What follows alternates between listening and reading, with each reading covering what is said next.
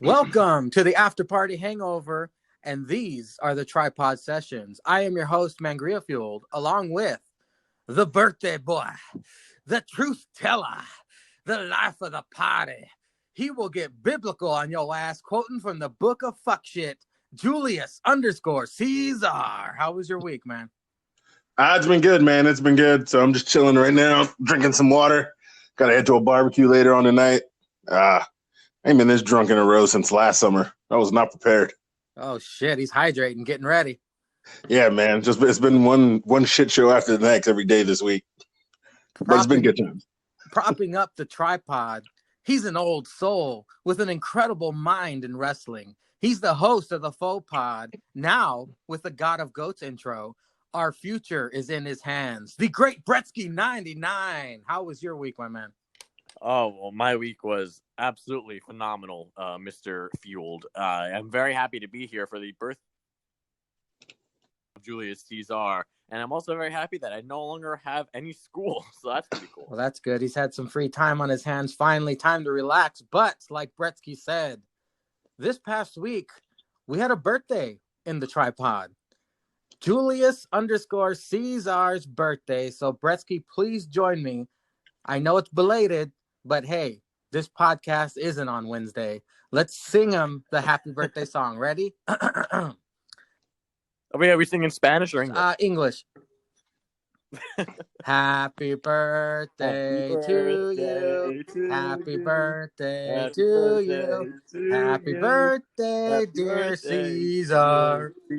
Happy birthday to you. Are you one? Are you two? Are you three? Jesus Christ. Well, thank you, fine gentlemen, for the song. Only true gentlemen like yourself. I appreciate the singing of the song for a birthday. I know these other delinquents out here don't respect it, but I appreciate you, gentlemen. Well, tell us, Caesar, how'd the day go? How did your birthday go? I went to work at the bar. I went to work at the bar. We got in, got all fucked up, made a crap ton of money. Then last night, hanging out with some friends I ain't seen in a while. Tonight, going to a barbecue. So it's been a whole week of festivities. Tomorrow, I'm just going to be probably lit in my room watching this hot trash of a horror show and talking to you guys in the chat. Recovering from today? No, apparently I checked my schedule, so I got Monday off. So I'll use that as a recovery day. Oh, there you go.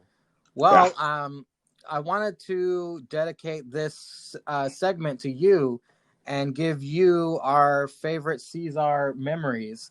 Bretsky, go ahead and kick us off. What is your favorite Julius _Caesar, whether it be the tripod, the questions, or the entire time you have corresponded with Gentleman Caesar? Well, Gentleman Mangria, I have two favorite memories of Gentleman Caesar. The first one being when he so graciously lost the #decent championship to yours truly, NAPPW. That was a screw job. And Zenka technically won it. So I'll give it to him, but all right. And the second one being one that was not a public Caesar moment, but one between the three of us in the tripod when Caesar came up with the idea for the tripod and named the group chat initially Damn My Fucking Tripod.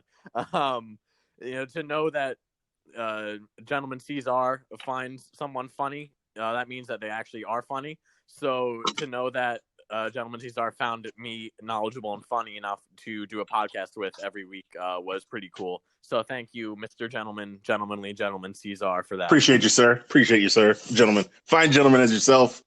This is why this podcast works. There's no two other people who can make it work like this.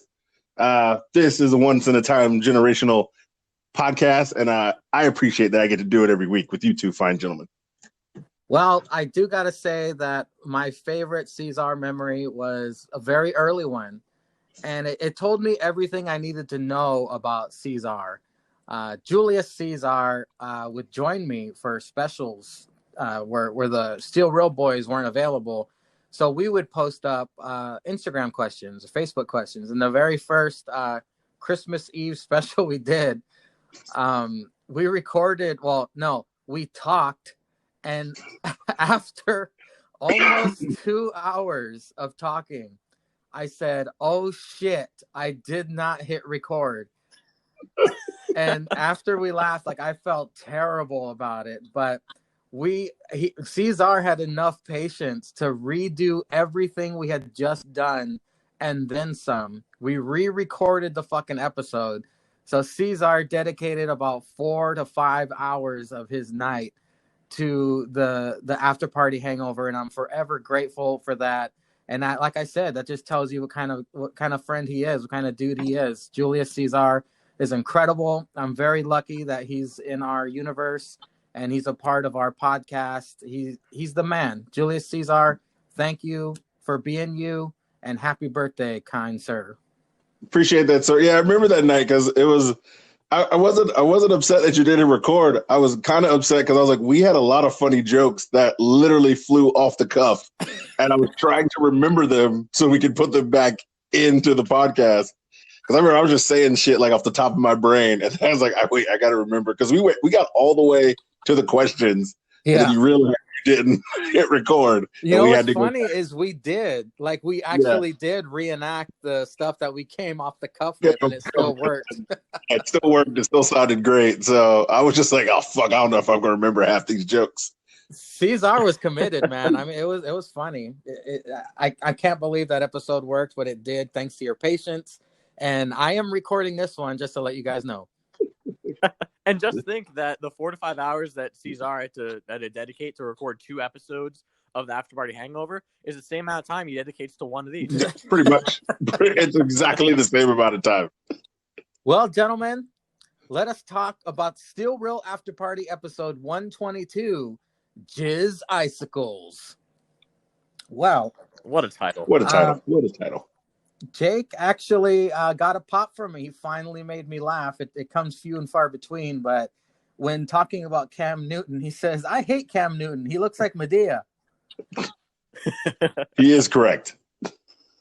That is a fact. They then got into Ric Flair running for president. Gentlemen, would you vote for the Nature Boy to run this country? For the Nature? Have you seen his cameos? You imagine from the fucking garden the kind of speeches Nature's gonna give out. State of the Union address with the Nature. Well, let me tell you, here in the United States, it's your president, the Nature Boy. Man, are you sick? I'd figure out a way to steal some Social Security numbers like the border rocks when they cross over and vote 3, 4, 5, 6, 7, 8 times. Nature's getting in office on my book. Hey, Bresky, would you want to see Flair get in a wrestling match with the American flag? Oh, the flag would win. I guarantee you that he put the flag over. I'm telling you, Ric Flair is best for foreign policy, because if there's a country that we can't get along with, like North Korea, he'll go over there, and he'll fucking elbow drop the North Korean flag and we'll win. But, it's like, you know what? You want to delegate with us? All right, Kim Jong-un, your sister. Mm-hmm. Ric Flair will get with her. He'll take that bitch right. He'll take one for the team. He'll take that bitch right on Space Mountain, and she'll be happy and shit. Well. Oh yeah, then that's how we got the trade deals. Hypothetically, if Ric Flair won the presidency or The Rock won the presidency, who do you think would have the bigger turnout at the celebration? Oh man, well, it depends on the running mate, because if The Rock runs, he's got to run with Stone Cold as his VP. Yeah. Oh my God, that'd be the greatest thing ever. It would be hot. But Flair, man, who could Flair run with? He'd run with Sting. Arn? Sting, yeah, Arn. Yeah, Arn will leave the Waffle House menu. No, Arn bring the Waffle House menu, and he talks to Flair with the menu during the speeches. He runs with Andrade. He'll get the Latino vote. Bro, I would die. I would die. I don't know if you guys heard it. Real quick about Andrade, it was really funny to me. Charlotte was on the Bella's podcast, and she was talking about her dating Andrade. She said the first time they dated, that she had Google Translate out the entire date. Oh my God! Did that she means learn Spanish eventually? She wanted the dick that bad that she had Google Translate. Yeah. She's like, you know what? According to her, she can understand Spanish, but she can't speak it, so it's all good. It's just like me. That's just like me. Yeah, because she shacked up with Alberto Del Rio, so I guess she's got a thing for the taquitos. Mm-hmm. Did she? Yeah. She's got that Latin. Oh, damn. That Latin lover giving it to her. Watch out, Rey Mysterio. You're next. She'll fuck that iPhone. She's going to stuff his whole body in her pussy. Yeah, just walk around. Yeah. She's definitely got that the lower body private area strength. Like you see all those people, the chicks go in the motorcycle bars carrying the motorcycles in their undercarriage. That's Charlotte. Yeah. If only she had an ass, though. Mm-hmm. It's this old saying, she looks better with more clothes. She does. It's so weird. Well, Zanka got a pop out of me also when he said they started talking about the coronavirus is like the Jeff Hardy Sheamus story. It just won't go away. Are you guys in on this storyline, or are you just like Zanka, you just want it to go away? I tuned out. Yeah, I mean, it was funny when he threw piss in his face. Yeah. But other than that, I don't. Yeah, piss is always funny. Well, apparently the network and Vince McMahon think that the match is so good that they're moving it to SmackDown instead of the horror show because they want it to boost SmackDown ratings because they've been in the toilet. But look at Extreme Rules. When it first got mentioned, the logo, they changed the entire logo in Jeff Hardy colors. And now the motherfucker ain't even on the card. I'd be pissed. Jeez. Not even on the pre-show. My God. Oh, well. No one really cares about that angle anyway. No. Then they got into race talk, which is always controversial, but Zanka broke it down like this. Whites are the Yankees. Blacks are the Red Sox. Jake says Mexicans are the Astros. And don't forget the Asians are the Cardinals. That's right. What a unique way to break down the race nations in our country here. Yeah. I did appreciate the creativity, though. Maybe I would have said Asians are the Cubs. Like, they're coming up and they get a win every now and again, but they ain't got like that 90-year drought. Whenever I hear Asians in baseball, I always think of Dodgers because wasn't there a famous Asian pitcher? Hyunjin Ryu? I mean, they had Hyunjin Ryu last year and he was almost Cy Young. Yeah. Maybe that's it.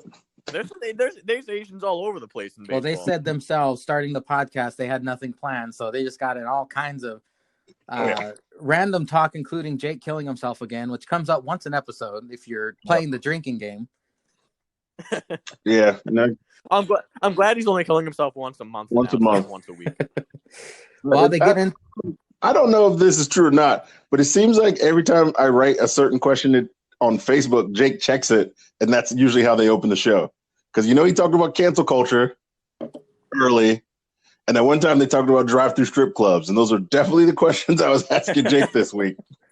Yeah, I completely agree. Hold on. You just got me on a tangent now. The Instagram question that I asked. Okay, I think he looks at them too.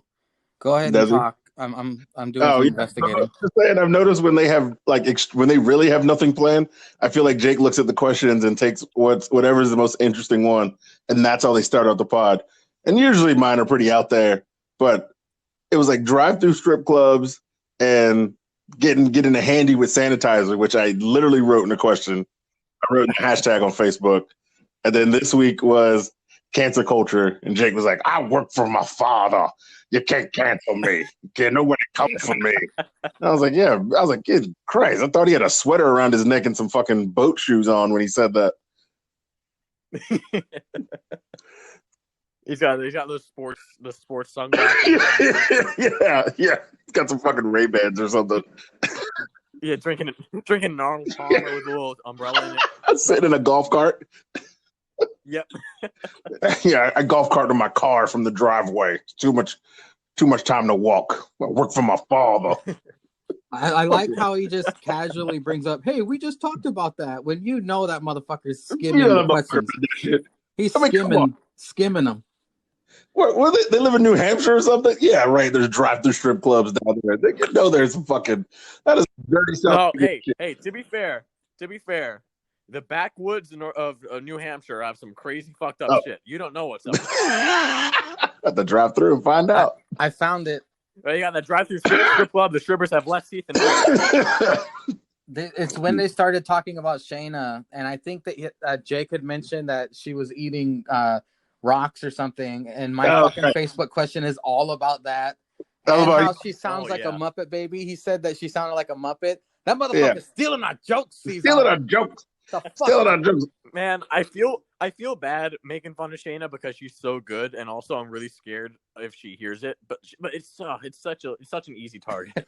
I mean, we make fun of Timothy Thatcher, and he could literally kick our ass as well. And well, any of them kick our ass. Any of them kick our ass. Fucking any one of them except for Marco Stunt. I was just gonna say that.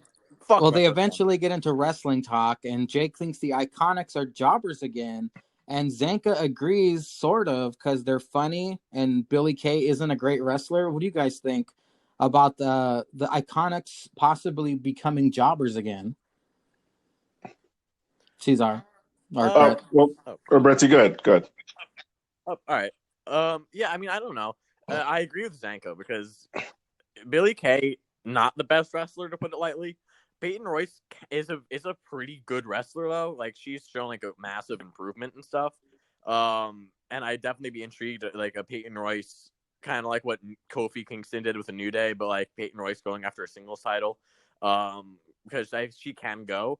But yeah, I mean, it's kind of the thing where like I'd imagine it's like they have to lose and like win the titles with a roll up or some bullshit like that. Like that's the thing though, like that, like I like in my wrestling is that I think I said it before. I would rather have a great character and if they're gonna lose, like they're great enough characters to where it's okay because you can accept it. You can accept the fact that they talk a lot of shit, then they get beat up, and they'll get lucky every now and then. So I agree. I'm like on the Zanka. I'm on board with what Zanka was saying. Ceizar. Yeah, I kind of agree with that, but I would even if you did want to do a singles run, they could always lay cool it. They could always like say they're both that's what I'm saying. Yeah. They could always say they're both the champ. And that way it still gives into the heel work where like if Peyton's doing most of the wrestling, like Billy's definitely going to cheat, from the outside, and she'll be right there. Or, have Billy on commentary. Yeah, Billy is gold on the mic. And even in the ring with how she talks and presents herself and all that. Yeah, it's just that Peyton's a better wrestler, and that's fine. I mean, it's two people. Somebody's got to be the better wrestler. But yeah, I agree with that too. But I mean, I don't think they're jobbers. No. I mean, I would like to see them with a singles run. Even if they go back to NXT and do that, like, it doesn't matter. I would like to see them with a singles run and how that would work. Oh, no. Don't send them back to NXT. There's not enough good shit on Raw. They would immediately go into the Robert Stone brand if they did go back to NXT. But oh my God, that'd be so good. See what I'm saying? See what I'm saying? If they went back to NXT, now I want that. If they go back to NXT, there's way more talent and way more women to bounce off that they can wrestle and potentially get better. And I mean, please, let's be honest. We definitely watch NXT and fucking AEW way more than Raw or SmackDown. I mean, I still watch. Oh yeah. If I'm like, oh, it's 8:30, I'm not home. Oh well, watch it on Hulu or YouTube or something. Dude, I'm so plastered by the time that comes on. I barely watch. I'm on my phone most of the time. I don't really care. But when AEW and NXT are on, my eyes are glued to the fucking glued TV. to TV. Drunk or not, I am on board.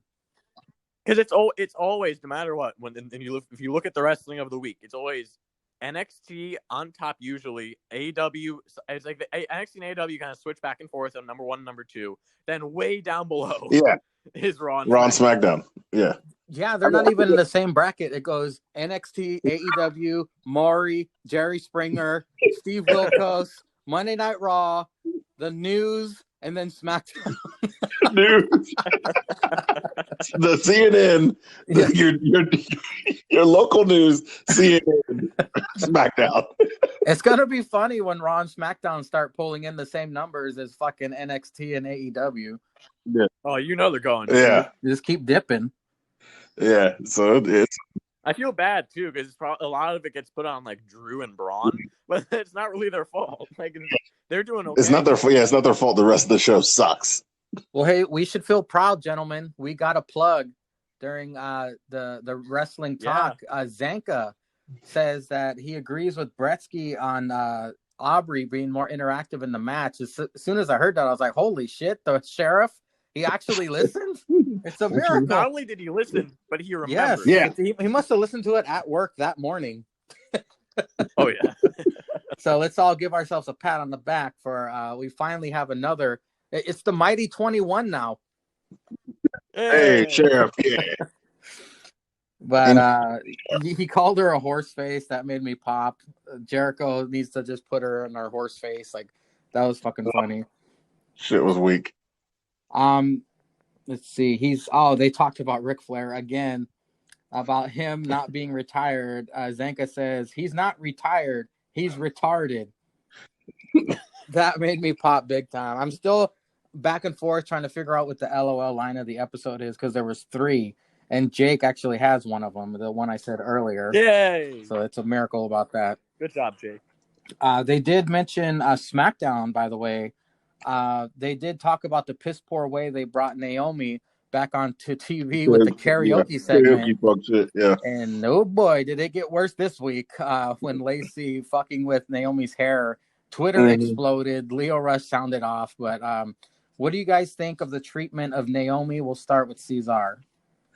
I mean, Naomi's always been good. Yeah, it just sucks that she gets injured when she has like the title or something. And had to like give it up, and then had like another shit run. It's not her fault that these motherfuckers can't write half the time, because she's great in the ring, and she should be a more than a 2-time champ. She should be one of those people where I don't know what to do. Well, let's keep it fresh. Give it to Naomi. Let's see if we can get a run out of it instead of just going to like the same 5 people that they've been going to. I gotta agree with what Leo was saying about her. So I think she's great. Well, Bresky, you had a lot to sound off about yourself in the chat room about this. Do you recall what you said, or do you have any new thoughts about the situation with Naomi?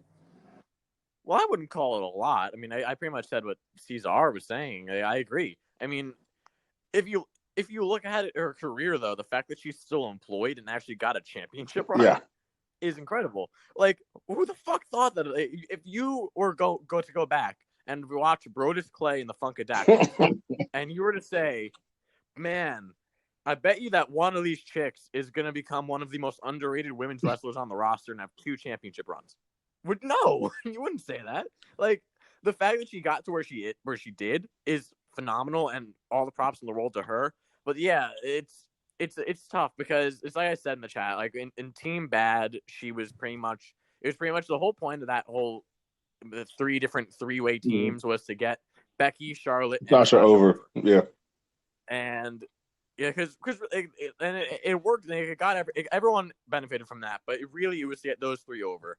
And then Naomi got hurt, I believe, and she was kind of doing her own thing. She won the title, got hurt again, won the title at Mania, had a shit run after that, whatever. And it keeps getting hurt. And also, I believe she stayed home when the Usos were in prison and getting all drunk and getting rehab. She was there to help them out. So like, a lot of the shit's going on. Like, people don't realize that the amount of time that she's actually been on TV has not been as much by any means as any of these other women. So it's a tough situation because she absolutely deserves to be like a 5, 6, 7, 8-time champion. Absolutely. Phenomenal competitor. But just a lot of times circumstances, the situation, the circumstances don't allow that. Going back to what you said earlier, I actually had 3 thoughts when I saw Brodus Clay and the Funkadactyls. My very first thought when I saw them first come out was, isn't that Ernest the Cat Miller's music? They fucking ripped it off. Yeah. My second thought was, damn, those chicks can dance. And my third thought was, this ain't gonna last long. It did last long though. It lasted long. They got fucking Prince Albert in that shit. Oh my god. Jeez. Yeah. Man, I feel bad too because if all the reports are to be believed, Brodus Clay, I love Brodus Clay and I love Tyrus, but all the reports say that he was the one who pitched and was about to get the Hall of Pain, and then he gave it to Mark Henry because they wanted to give him a world title run. I wish they get. I mean, as much as I love Mark Henry, if Brodus Clay had that gimmick, he would probably still be wrestling. Yeah. I didn't see any of his TNA work, but was it good? Did you? It was pretty good. He was essentially EC3's bodyguard, and it was pretty good. And now he's a political commentator, and he seems a very smart guy. Well, as we heard, and you guys mentioned earlier, Jake is a spoiled, entitled kid, and he works for his father. Which became a reoccurring saying in the episode, which was pretty funny. We also have to give it up for Ceizar Bretsky because Ceizar makes these guys chop each other in his questions in every podcast. I love it. Thank you, Ceizar. That's very entertaining. Well, I mean, if they were randomly having, not randomly, if they were having pods every week, they always try to do something to make each other chop each other. But these once a month, I got to make it worth it. And plus, Zanka doesn't mind. He loves the punishment. Yeah. It's great, too. They just don't ask any questions. Like Ceizar said, chop? All right. Yeah. Go. Do it. It's like, yeah, might as well. Then after the fact, they're like, oh, man, I can't believe he did that. It's just funny. It's just funny how they caught on to it. They're just like, this motherfucker. But yeah, Zanka does it, no question. He's like, give Jake a chop if he said something you hate today. Pow! He's not even done reading it. He's already like chopping Jake. The third LOL line of the episode for me was when they started talking about my 600-pound life. Jake was up in arms about it, and Zanka said, you're going to have to maneuver her scooter handles out of the way, but you can do it. I was laughing. Man, I had to sit down. I was laughing so hard at work with that fucking 600-pound life episode. That's funny because I literally was in the car listening to the podcast to the radio when Zanka was like, don't you shake your head at that radio, Ceizar. And I was like, I was literally shaking my head at the radio. I was literally shaking my head at the radio. That's hella funny. That shit had me weak. And last but not least, they talked about sucking David Beckham's dick to get Posh Spice. So, Bretsky, would you give oral to David Beckham to get a piece of that posh ass? Well, I mean, it's the same question that they asked. How far do you got to go? Where's the jizz icicles? Yeah. I would say till completion. The sad thing is, no completion. The sad thing is, they're both hot enough. I don't know if that's gay either. He's such a pretty guy. True, yeah. He's such a pretty guy. It's like you know what? Like, it's a dude, but it's like a chiseled from stone. Yeah, like how many women can say, I banged a Spice Girl and a GQ like hottest man on the planet? But as a man, men can. That's a win too. You go back, you can spin that shit back. Man, David Beckham was hitting on me. I didn't know what to do. Bro, he mowed louder when I did it than when his wife did it. That's all I got to say about that. My man got back in my head twice. Okay, didn't even touch her shit. Well, me personally, I was a Ginger Spice guy, and if you remember, Ginger Spice was in Playboy. She had some naked pictures leak as well of her. But she also had naked pictures in Playboy. So I was always a Ginger Spice fan. I don't know who her husband is, but I couldn't do it. There's no way. Why? How about this? We don't know who Ginger Spice's husband is, but you know who Beckham is. Oh yeah, I'd pass. No, I wouldn't do it. If any of them, if Ginger Spice's husband had Jake's dick, would you or would you not? The size don't matter. You got a dick in your mouth. You wouldn't feel anything. was wondering if he would think size don't matter. I don't care if he had a 10-inch dick. I'm not putting it in my mouth. It's like eating a gummy worm. Yeah. Well, Bresky, which Spice Girl do you recall being a fan of? Because I know it was before your time. I don't recall being a fan Any of Spice that. Girl. Okay. I was born in 2001. Yeah, I figured. Yeah. Ceizar, were you a posh guy? I was a Baby Spice guy. Baby Spice. Okay, yeah, she was pretty cute too. But Ginger was the whore, so I knew there was a 1 in a million chance at least. Ginger was definitely the slut piece. But see, Sporty will definitely give you a threesome because she was the one that was already half dyke. Oh yeah, and she could go. The only one I know of is Mel B because she was a judge in America. Yeah, Scary Spice. Yeah. That's the only one I know of, and I'm like, all right. Well, gentlemen, let us cover AEW Fight for the Fallen, brought to you by Arns. Oh, wait. What is the punishment this week? Because I won. Yeah, what is it? Yeah, it's up to you, man. You should have told us before we even went on air. Well, I thought we would do NXT first because it was just an NXT versus like Fight for the Fallen. No, I'm doing AEW first because that's the one we all watched first. Yeah, and the one we all did. So, what is the punishment, Ceizar? That is a valid point. What's the punishment? I should say something rude like you gotta suck Sonny Kiss's dick, like you make you say that or something. But I ain't gonna. I'm not gonna be that fucking. All right, you have to say something real fruit booty about whoever you're talking about when I say. Okay, yeah, that'll work. Extremely fruit booty. Extremely. It's one person. Yeah, right? it's one per person. Yeah. Well, let me start this right then. And now, Arns Waffle House presents buddy. AEW's Fight for the Fallen. Okay, we kick off tonight with commentary news.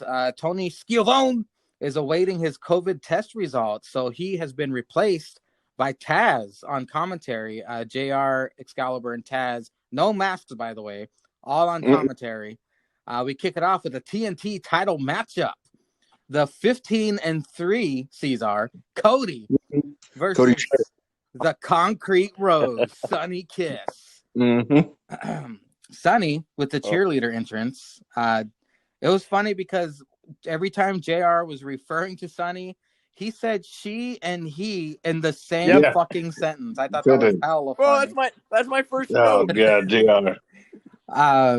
Cody's disaster kick misses by a mile. Arn was pissed off at Cody because he was showing off with the push-ups. Says, "Get your head out of your ass." My favorite move of Sonny's during this match was called the X's and O's. I loved it. Cody was kind of that split in the he was hanging up on the ropes, like pretending he couldn't get loose, and that's when Sonny did that heel kick. That was pretty fucking sweet. I love that. Sonny hits his own crossroads, a 450 splash. And then they end up eventually out on the outside on that ramp, and Cody does the Alabama Slam, and JR says, "Is that a Bob Holly move?" Jesus Christ! Cody hits the Vertebreaker, which was I haven't seen that move in a billion years. That's Shane Helms' finisher from WCW. At this point, though, JR calls Cody out for his sloppiness during this match because a lot of his moves weren't really connecting. I'm glad he did that because I didn't want to sound negative when I said it. Cody locks in the yes lock. Cody eventually rips turnbuckle off. Sonny reverses Cody into the exposed turnbuckle, misses by a mile. Cody wins with the crossroads. They kind of hug homoerotically afterwards. Ceizar, the birthday boy, give us your take on the opening match. Well, you know, Cody Jarrett, Ricky Bobby, if you ain't first, you last. So if he can't main event, then he's coming out first thing smoking. Your boy Cody Jarrett, ain't losing. I mean, we knew this shit was a dub. This was a dub when they announced it last week. You should have skipped over this trash. It wasn't really trash. I mean, Sonny Kiss can go. I mean, he needs a new uniform or something. He needs pants. Yeah. He needs pants and not so much tight draws and with a heart belt. Yeah, man, get the fuck out of here. But yeah, Cody getting arrogant in the beginning. Disaster Kick was horrible, sloppy. Ron, and then Arn got that Waffle House. Gonna get it smothered, covered in chunk. It's always good times when Ron comes out of that Waffle House. Damn boot. I think Cody hit a mean boot earlier. He was starting off hot. Yeah, that 450 Sonny does always good. I mean, he nails it like every time. So I can't fault him on that.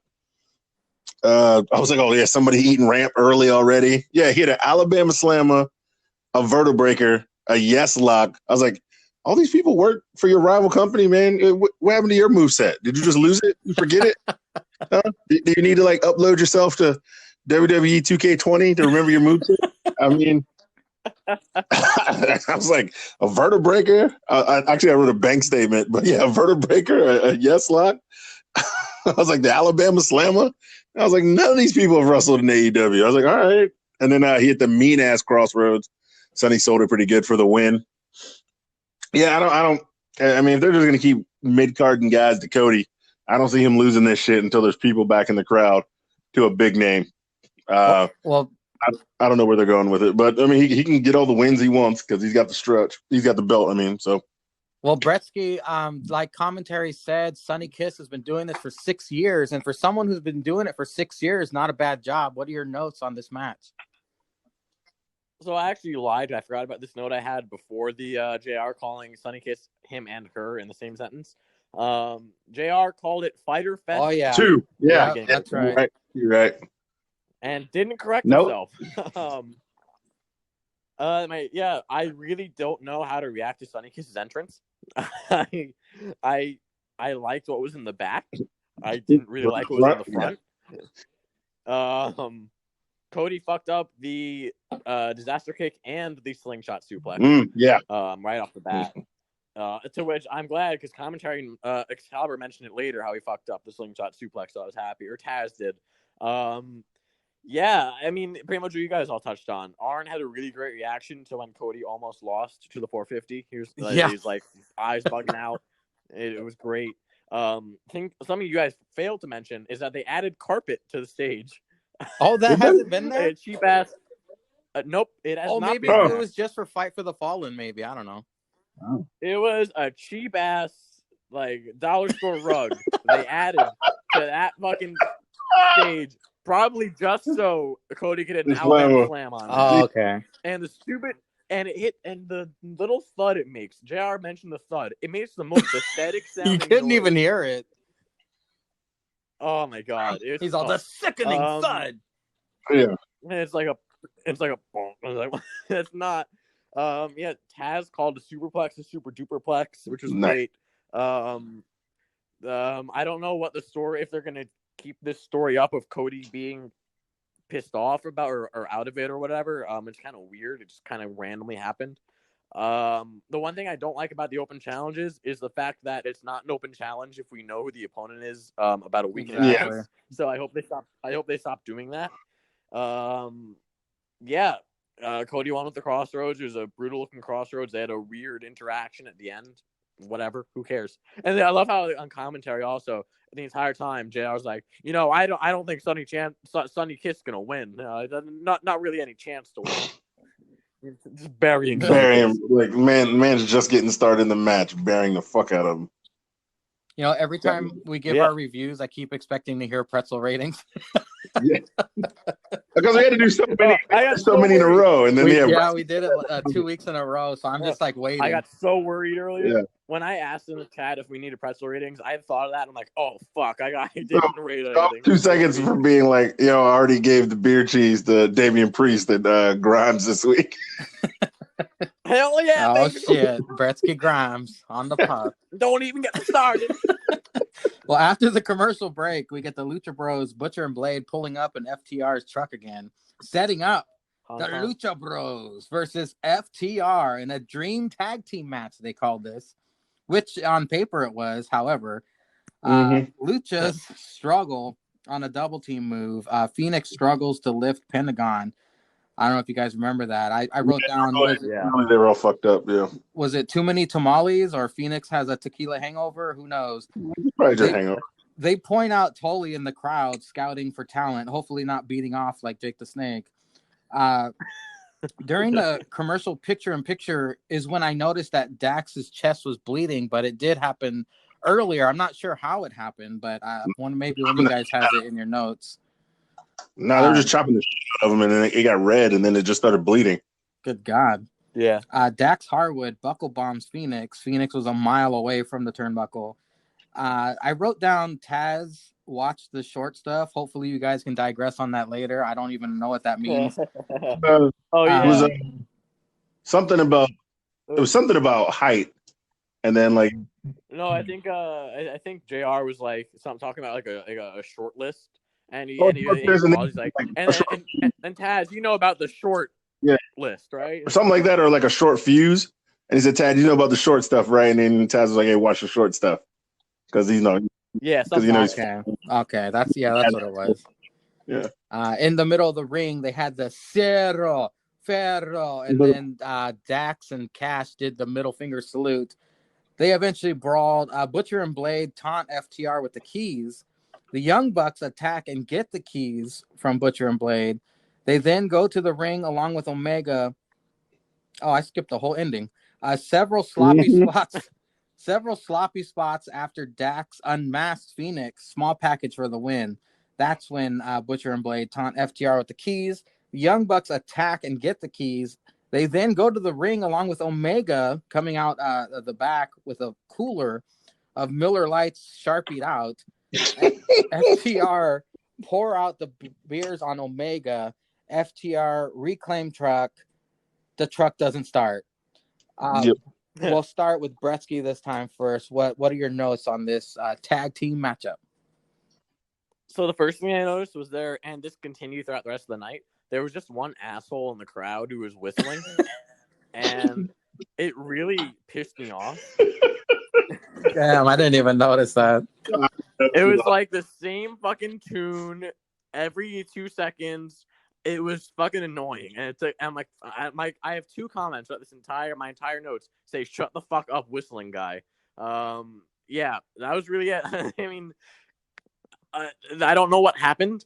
I commented last week that I would love to see this match, but it was like whatever. I mean, it was fine. It was better than a lot of other tag team matches you could get, but it was whatever. It was sloppy. I feel like they'll have a better match at some point down the road. But yeah, it was really just to further the Elite versus FTR, all that stuff. Dax Harwood got his chest all busted open, ripping up when they ripped off Phoenix's mask for the win. JR was like, in Mexico that would be a disqualification. I'm glad that, but it's not here. I'm glad that they're paying attention to the rules in AEW. Man, what fucking rules? There are no fucking rules. Goddamn mask. My God. After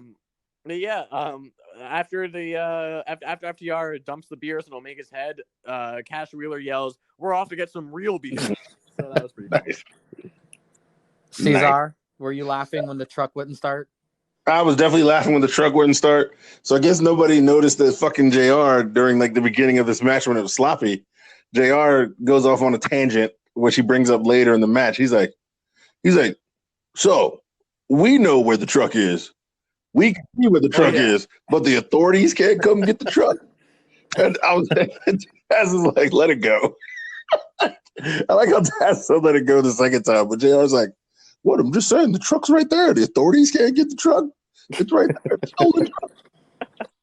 And then he say at the end where he's like, "Oh, good, JR. They got the keys back, JR. Oh, finally, yeah. Authorities ain't no help. Barbecue sauce, yeah." And then, yeah. So when they originally pulled up and like they're dangling the keys, I was like, just somebody put the fucking truck keys on a pole match and let's get this shit over with. Oh, I got to listen to JR talk about a stolen truck. Yeah, sloppy in the beginning. The moves were still good. The top rope bulldog when they did the diving spot when they both got the double knees up. The diving DDT and then obviously the fuck shit mask ending. I like it. It's a little fuckery. A way to get the win. Doesn't really make the Lucha Bros look bad because, I mean, they were going to get the win until they pulled the mask off and they had to hide it. So, yeah, they'll have a better match later on down the line. And, yeah, they're just going to further Bucks and FTR. They're going to have to fight it out at a pay-per-view.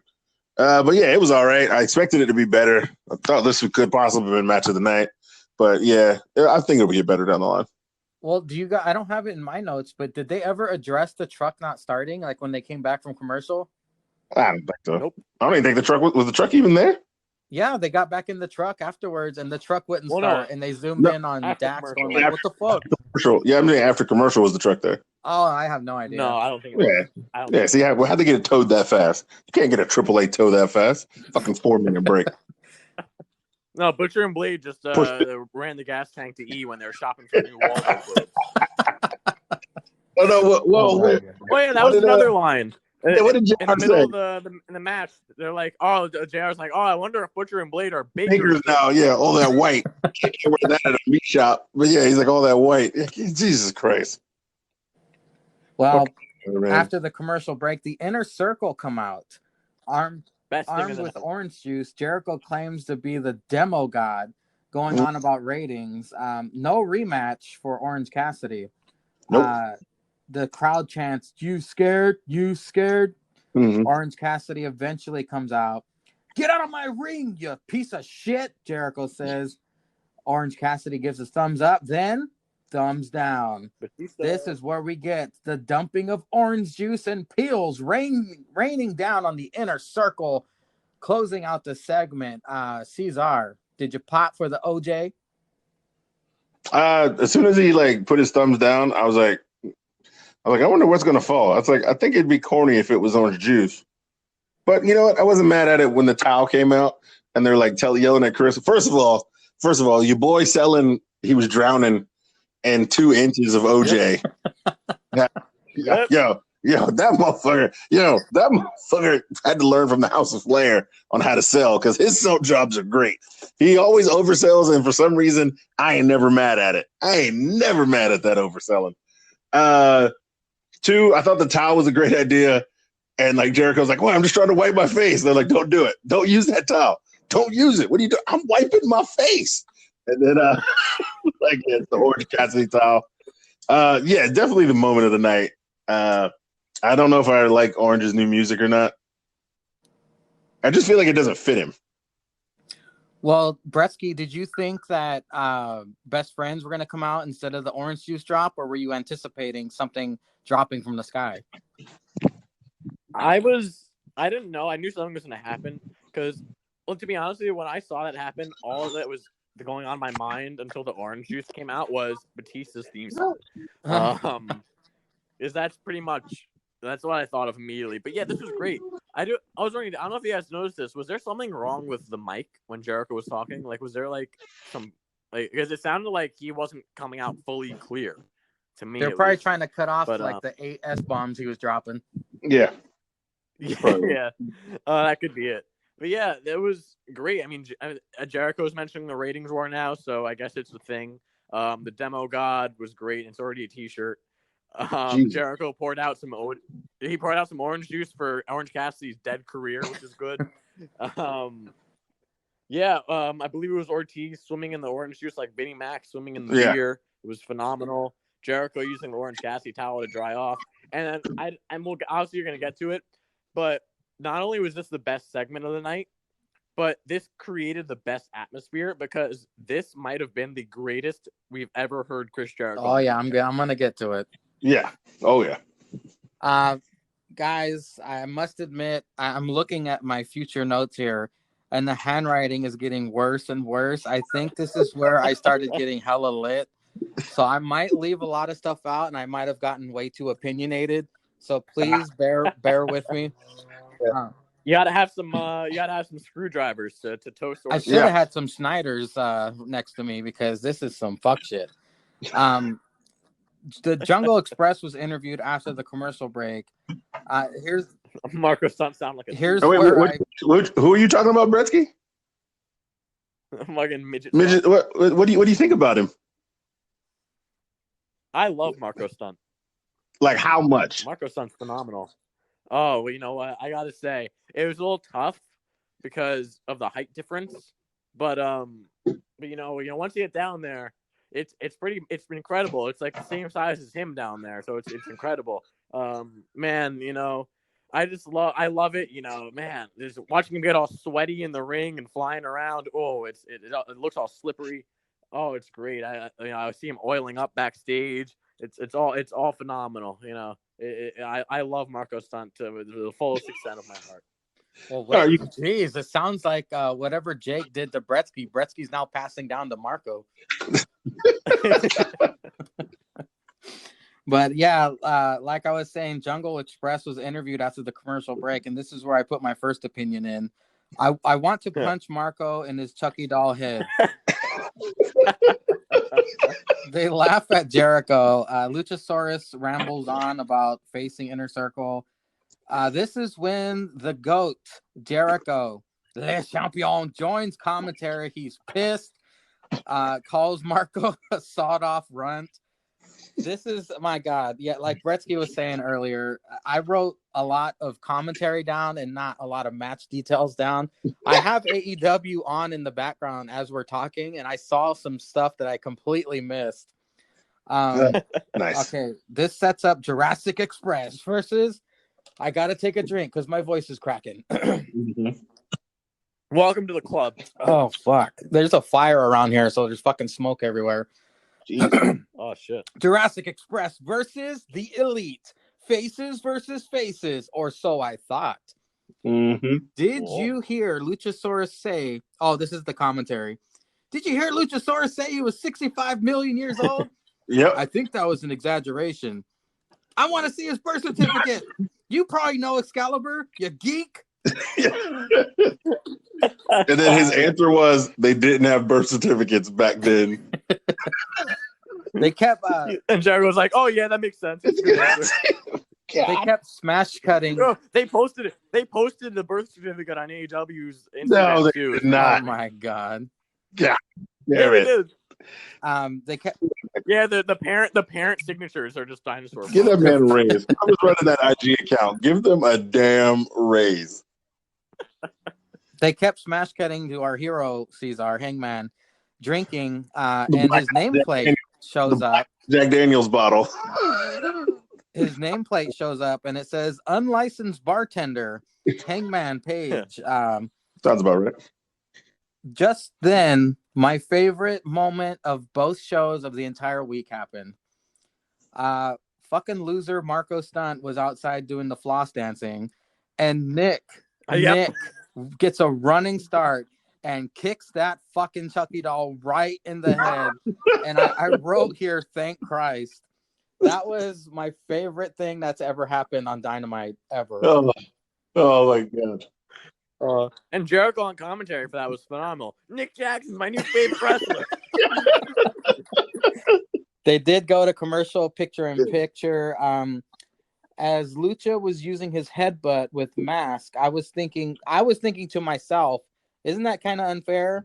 Like a foreign object? And then Jericho said it. I was like, holy shit. That was sweet. Drunk minds think alike.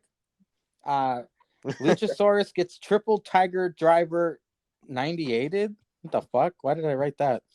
Oh no, they did hit him with like a Tyler Driver because Kenny had him with the hooks, and then the Bucks like actually picked him up to flip him over because he's so big.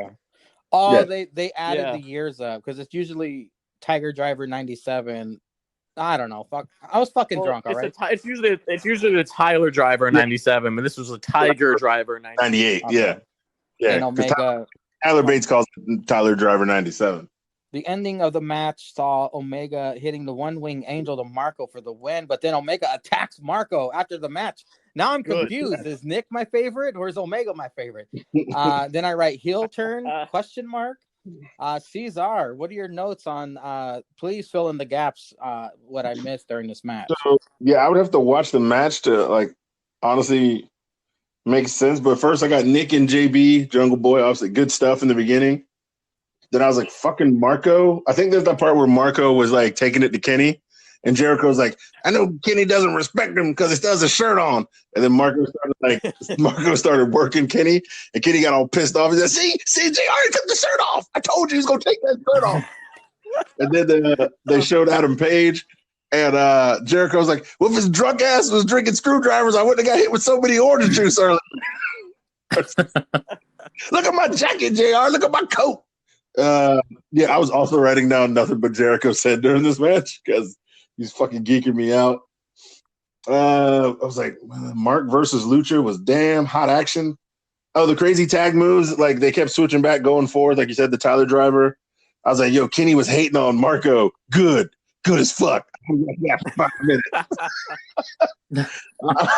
Obviously, I was lit as well and hating on Marco. But yeah, I mean, I hope he just beat up Marco for like the next 5 minutes. That would have been good. Well, Bresky, please save us. We both are enamored in Jericho and alcohol. Please fill in the gaps, because I know there's one massive spot we both failed to mention. I hope you have it in your notes. There was. Oh, the triple move. Yeah, that was a pretty good spot. So yeah, this is a recurring thing, and it comes up again later. But Excalibur taking the piss out of Jericho and just being like, "Hey, you know what's interesting? When we get to see a replay, yeah, showing the replay, and Jericho's like, "Oh, you're gonna piss me off, Excalibur." Oh, it's great. Oh, that was the best. It was just going on throughout the entire night, and I loved it. Like when Jericho would calm down. Hey, you know what kids like to see? And Jericho, what? Replay. Oh man. Jericho also calling for a cup of vodka so he can squeeze his jacket into it. Was great. Another quote from Jericho: "I'm sticky, JR." It was great. Yeah. Jurassic, when they came out, they said the Jurassic Express as a trio weighed a little over 500, and I commented that Jurassic Express weighs as much as a trio as a lot of tag teams do as a duo because of Marco Stunt. Yeah. That asshole is still whistling. Shut the fuck up. Nice. Great opening between Jungle Boy and Nick, like Ceizar was saying. Hangman watching at the bar was great. All the Jericho shit that you guys said. Then good. Nick Jackson kicked Marco's fucking head off while he was flossing like a little bitch. Another thing you guys failed to mention: FTR joining Hangman at the bar. Oh yeah. They did show it. So that's an interesting development. Kenny hitting all of Jurassic Express with Snapdragon suplexes, 3 back-to-back-to-back. Jericho switching for his favorite wrestler the entire night based on whoever hit Marco Stunt last. Jericho commenting on Rick Knox, quote, "slow counting bald looking dummy." Yeah. He's in the Elite's pocket. Yeah. Yeah, Jungle Boy, they're gonna hit the top rope Hurricane Rana at one point on one of the Jacksons. Jericho had a quote about Marco. The guy weighs 17 pounds, 15 of them are hair. Yeah. Then Marco hit a Canadian Destroyer to Matt Jackson. Ah, yeah. That's what it was. Which was great. Yeah. Off of Lucha Story. Which was awesome. Shit. Yeah. Yeah, which was awesome. But this is the second one of those that they've done in 2 weeks. What? I really don't do it again. Destroyer spot? Yeah, they're turning it into the cutter. Yep. They're turning it into the super kick. Oh yeah. Yep. If they do it next week, if there's another Canadian Destroyer spot next week, because there is going to be the No Holds Barred or Fox and Annie or whatever tag team with the Young Bucks in it. If they do a Canadian Destroyer, like a Super Destroyer again, I will be pissed off. Yeah, that's pretty much it. Yeah, Kenny pins Marco after Lumbing Angel, beats the fuck out of him. Good.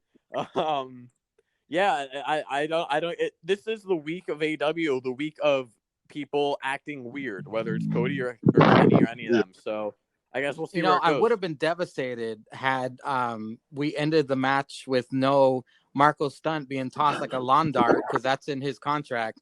But seeing Nick kick him in the fucking head, that just made my night brighter. I rewound it. I'm not gonna lie. When I saw it, I was like, yes, and I rewound it. Because when that motherfucker started flossing, I'm like, oh, he's a I want to kick this kid in the nuts. And then they punted his head off. I was like, what is it, 2018? Why is he still doing that gay dance? Hikaru Shida was interviewed. Meh. Moxley outside promo. I thought he had a Jimmy Havoc shirt on. I was like, what the fuck? Did. Why is he wearing a Jimmy Havoc shirt? I did too. But it was Johnny Havoc. I guess that was his friend who had passed away.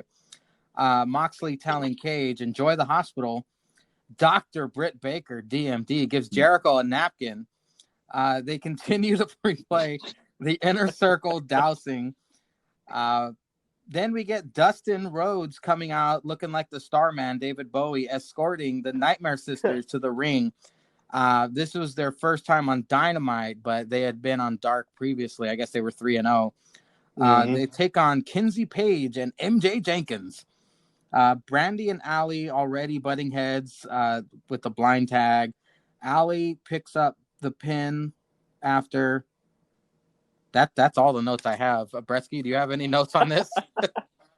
I have 2 notes. Yay, more women's tag teams. And then good for MJ Jenkins, because she was one of the NXT people released who never really got a fair shake at anything. Oh, wow, I didn't know that. She was more on the house shows, and she had like a lot. She was like a one of their top prospects who I was kind of surprised that they released. But good for her. She went blonde in her time away, which was an interesting move. But I believe JR called it a clash of hair at one point. But yeah, good for her. She's by all accounts, she's very talented with a bright future. So good for her. But yeah, I don't care. Ceizar thought. I will say though, the Nightmare Sisters have cool music. Well, Ceizar, thoughts on the Nightmare Sisters? No. I don't blame you, my friend. After the commercial break, Andy's favorite she-male, Nyla Rose, was interviewed. They show Dr. Britt Baker DMD with a face mask. Maybe that's why she didn't want to do the cameos I requested. Damn you, bitch. Vicky Guerrero. Whoa, Ceizar calling her a bitch. She could have taken it off. It's a work. We know it's a work. She could have taken it off. The big reveal is Vicky Guerrero is Nyla's manager with her "Excuse Me" dance remix music. I got a kick out of that. You will never be smart enough to cheat to win. Do either of you have notes on this segment before we move to the main event? Previous comment for me. Excuse me. Yeah. I meant no. I am so happy to see Vicky back. Because Vicky's I think Zanka said it. Vicky's a heat magnet wherever she goes, and I love Vicky. I also do love her theme. that popped me a little bit. Like excuse fucking me, Dead Mouse remix of her saying. Yeah, I was laughing at that. It was pretty fucking funny. I don't know what I think about this, because I would rather see Vicky get paired with someone who isn't being booked as a dominant force in the women's division. But like somebody coming up with Abaddon. Yeah, like somebody coming up. Yeah, that'd be good. Because Nyla talks for herself anyway, and even though she's not a good promo, she's not a terrible promo, if you guess. So she doesn't need a manager. But whatever. I mean, I'm just happy to see Vicky back on TV. That's really it. Like, I love Vicky. Well, strap in, fellas. I got 2 paragraphs of notes for this. It's main event time. I have 1 sentence, by the way. The FTW champion, 6-0, by the way, Brian Cage. Oh yeah, he wrestled. He wrestled on Dark. He wrestled on Dark. Yeah, more than 5. He wrestled on Dark. Yeah. Would you let me get the goddamn sentence out? No. Versus AEW champion Jon Moxley. And there wasn't only championship implications here, it was our prediction implications here.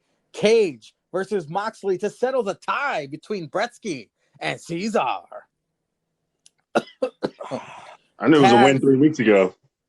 Taz propaganda bullshit, sitting home with your wife. Taz cut a promo in the ring before the match. Who cut a promo, Mangria? Mangria, who cut a promo? That sexy little munchkin Taz. You know, he doesn't use the towel for sweat. He uses it after I suck him off. Ah, nice. He cut a promo in the ring talking about the propaganda bullshit of why Moxley was sitting at home with his wife. But now, the match begins as Cage tosses Moxley over his head. Kind of looked painful. It was like a fall away slam minus the fall away. Mox working on Cage's arm, the surgically repaired bicep, I believe it was. Yep. Using the barricade, using the post, using submissions on him. Cage German suplexes Moxley onto a barricade, leaning against the ring. That looked pretty sweet. We get the commercial. DQ. No DQ. We get the commercial picture in picture. Oh yeah, here's my drunken tangent to you guys. Nice. If you had to choose between owning the FTW title or the 24/7 title, which one would you guys purchase? Like, wait, do you mean like as in I'm a wrestler and I'm winning a championship? No, he's talking about if we had to buy one. Yeah, you wanted to buy one, and those are the last two belts left, and they're both $100 each. Man, $100, I'm not buying any of them. I'd buy the 24/7 one. Which? Yeah, I'm gonna be like my idol, R-Truth, and I'm gonna buy. Yeah, I'd buy the 24/7 because I feel like with every purchase of a 24/7 title, like 1% of R-Truth goes with the person who buys it.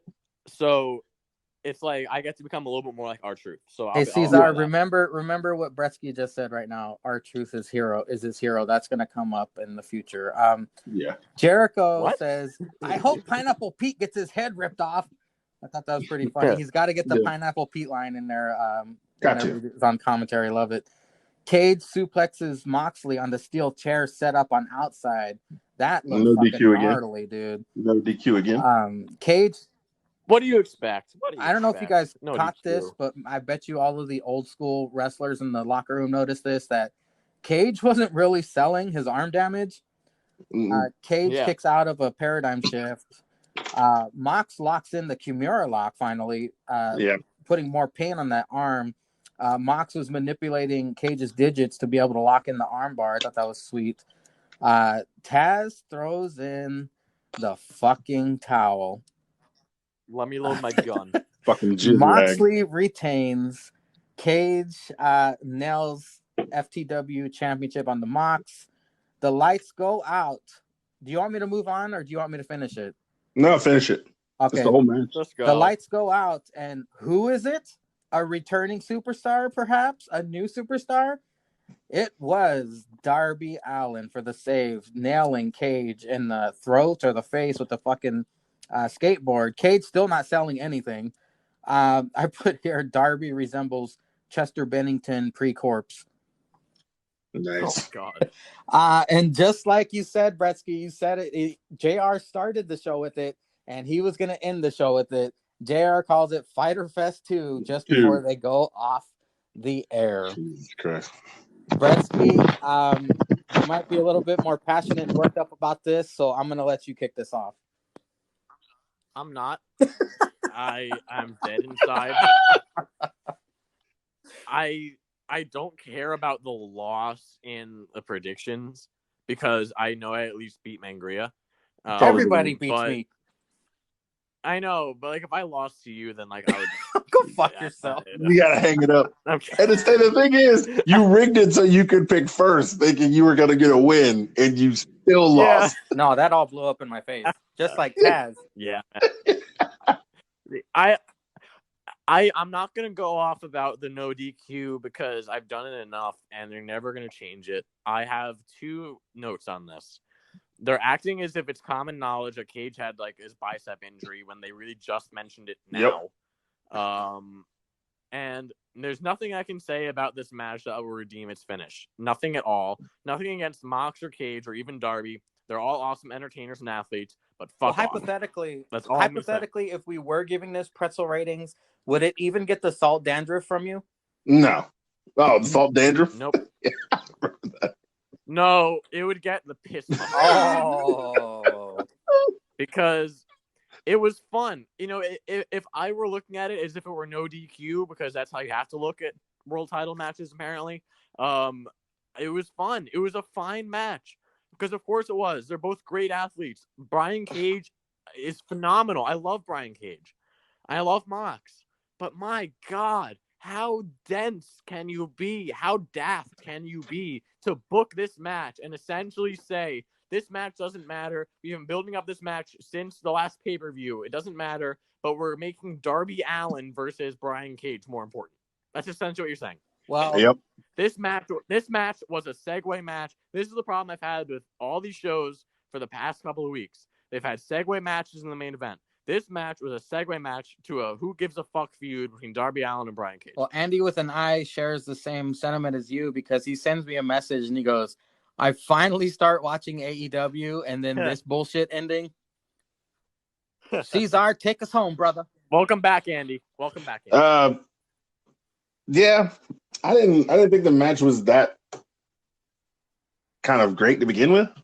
That was just an okay match. The ending was definitely piss. I will say I was lit leaving work, and I left Bretsky a little video message on his Instagram. Yeah. I called in a friend of mine, Cameron Grimes, and he talked about how I won predictions in Bretsky's Instagram page in his DMs. He did that. I don't know how he gets around so quick. I don't know how. Yeah, he's a really good guy. No charge. Yeah, no charge. Yeah, he came and dropped it. No cameo charge. I mean, I was grateful for that. But yeah, like I don't know. Like I don't get how you're just gonna say, I'm gonna show up. I'm gonna kick ass. I'm gonna hurt his arm, which has been repaired, and then that's all you do is like hurt his arm the whole match. Like how is like telling somebody what you're gonna do, and they not figure out a way to counter you out of it anytime, and then you throw in the towel. Throwing the towel is such the weak sauce move. It should never be in wrestling. Well, no, I'll dispute that because there's some times when it works. Like I don't know if you remember back in the when Mustache Mountain and Undisputed Era like switched to drop the titles, like they had the dropping and then regaining the titles in 2 days. Yeah. When Trent Seven threw in the towel to save Tyler Bate, that shit's okay. Because that comes at the end of a grueling match and like the mentor's watching out for like the prodigy. That shit's okay. This shit is not. I think it was the other. Was it? I thought it was the other way around. I thought Tyler Bate threw in a towel to save Trent Seven. No. Oh, we know. Yeah, it was. And then Trent would. No, it was one or the other. But like then like the rematch. Oh yeah, that's what it was. Yeah, it was something else. But I don't know, man. It's just like, yeah, I don't know. I guess maybe it did work for that, but it's not like it's boxing where you're like the man's gonna get real fucked up. Like where's all these old school rules where the man's got 3 seconds, 3 hand raises to respond, or all this other shit. Like you can just be knocked out and lose the match, or I don't know. They could have ended it way better. Like I told you guys in the chat, like the rumor I heard was it was Darby was gonna like interfere kind of like that, but turn the lights off. And Cage was going to be looking for him and then just turn around and get paradigm shift and win. I don't know if that would have been better. I honestly don't know whether that would have been better because then that's more like, proved you wrong, Cage. I told you paradigm shift takes everybody out. It's kind of fuck shit. Mox looks weak. Well, Mox looks way weaker at that. At least Mox looks strong. Yeah. Kind of. Yeah. I like what you just said right now, Ceizar, the one where they lift the hand 3 times because that would have been like, Stone Cold, toughest SOB, never tap out. That would have made Cage look stronger. Taz would have been like, you see, you son of a bitch, Mox. You can't submit my guy or whatever. But instead, my guy didn't give up. It's some bullshit ref propaganda, which could have like further lined that story to be like an official like no DQ, no give up kind of. You got to pin that motherfucker kind of match, which would have been fine with also, but yeah, like it's like Bretsky said, this was like filler because Cage took out Darby Allin and Taz has beef with Darby Allin, so this is literally just filler for this storyline. So then why is the AEW championship being used as filler? It's supposed to be the best prize. You're supposed to lead up to a good match for the title. You win, you lose, whatever. You don't use the title as filler. I would have loved to be a fly in the wall because, Bretsky, he speaks very well and he's intelligent and everything, but I would have loved to have been a fly in the wall when he watched the ending because I want to see his emotional reaction to that. Like him saying, You want to know what my reaction was? You want to know what my reaction was? I said nothing. I looked at the TV and I clicked stop. And I shut the TV off, and I went to sleep. That was my reaction. Because I was so, as jaded of a wrestling fan as I am, I lost all emotion. I lost all sense of feeling. I went completely numb when that happened. because man, I love Mox too, and it's none of their faults. But I'll say this because if the whole reason why like people like AEW more is because the wrestlers get more creative control. If any one of the wrestlers in that ring came up with that idea, then they should never be booking themselves ever again. Well, there you go, Ceizar. He's right. I ain't saying he's wrong. I'm not saying he's wrong. We got through Fight for the Fallen. Stay tuned, ladies and gentlemen, for part 2, where we talk about NXT. Hi, your NXT North American and NXT Heavyweight Champion Keith Lee, here to talk to you about the one thing I can't go without in them streets is Brother Quarter. My man Ceizar from the Tripod Sessions has put me on game about the Brother Quarter. Brother Quarter makes all my life decisions. Should I accept this challenge? Should I have chicken for dinner? Flip the quarter. Should I slap Cameron Grimes in the face for the 100th time? Yes, Brother Quarter. Whoa! Yeah, whoa! It's fine, Cameron Grimes, and I heard that you, Mr. Keith Lee, was talking trash about the man who cannot look at the past because I got my foot on the gas, baby. And I think that you need to shove that quarter up your ass. Comes out as a dime. Look here, Mr. Cameron Grimes. You know what? I'm going to ask Brother Quarter. Should I get in with you and slap you in your face next week? Or should the Limitless One go back to eating his chicken and watermelon and being super black? It's heads. The chicken wins. I am the Limitless One. I am out of here. And just don't you forget that I am the self-declared #1 contender for that quarter. Because I don't give a fuck about them titles now. I want that quarter. The After Party Hangover Tripod Sessions, brought to you by Brother Quarter. NXT starts with a recap of Keith Lee's victory. A lot of NXT stars commenting that he has a big target on his back, including a Cameron Grimes. The fine Cameron Grimes. Say it right. Keith Lee comes to the ring with a new Tron. I don't know if you guys caught that. That was pretty sweet of showing him holding up his belts with the confetti and all that. He talks opportunity. He talks about Tim Brooks, his trainer. He thanks us, and he wants to specifically he wants to talk to his hetero life partner, Dominic Dijakovic. Who? I thought it was He wants Dom as the first challenger for his belts. Did you guys take notes on this segment? Ceizar. Yeah, I was like Dominic gonna catch another loss. Yeah, I got been on a losing streak. It sucked. Yeah, the predictions probably would have all been tied on this. Bretsky, what were your notes? I don't think they would have been tied because you would have been forced in your mind to pick. God damn.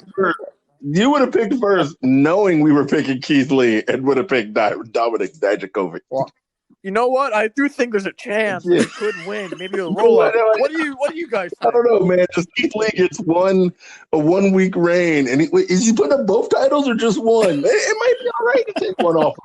Hey, they say anything can happen in the WWE. You know what? I'm gonna pick Dijakovic. Well, I'm gonna take. You guys are both picking Lee. What do you mean? Yeah, I'm gonna take a page out of Ceizar's book here. I liked what he did when he hosted, and I'm not gonna take this away from Bretsky, Ceizar.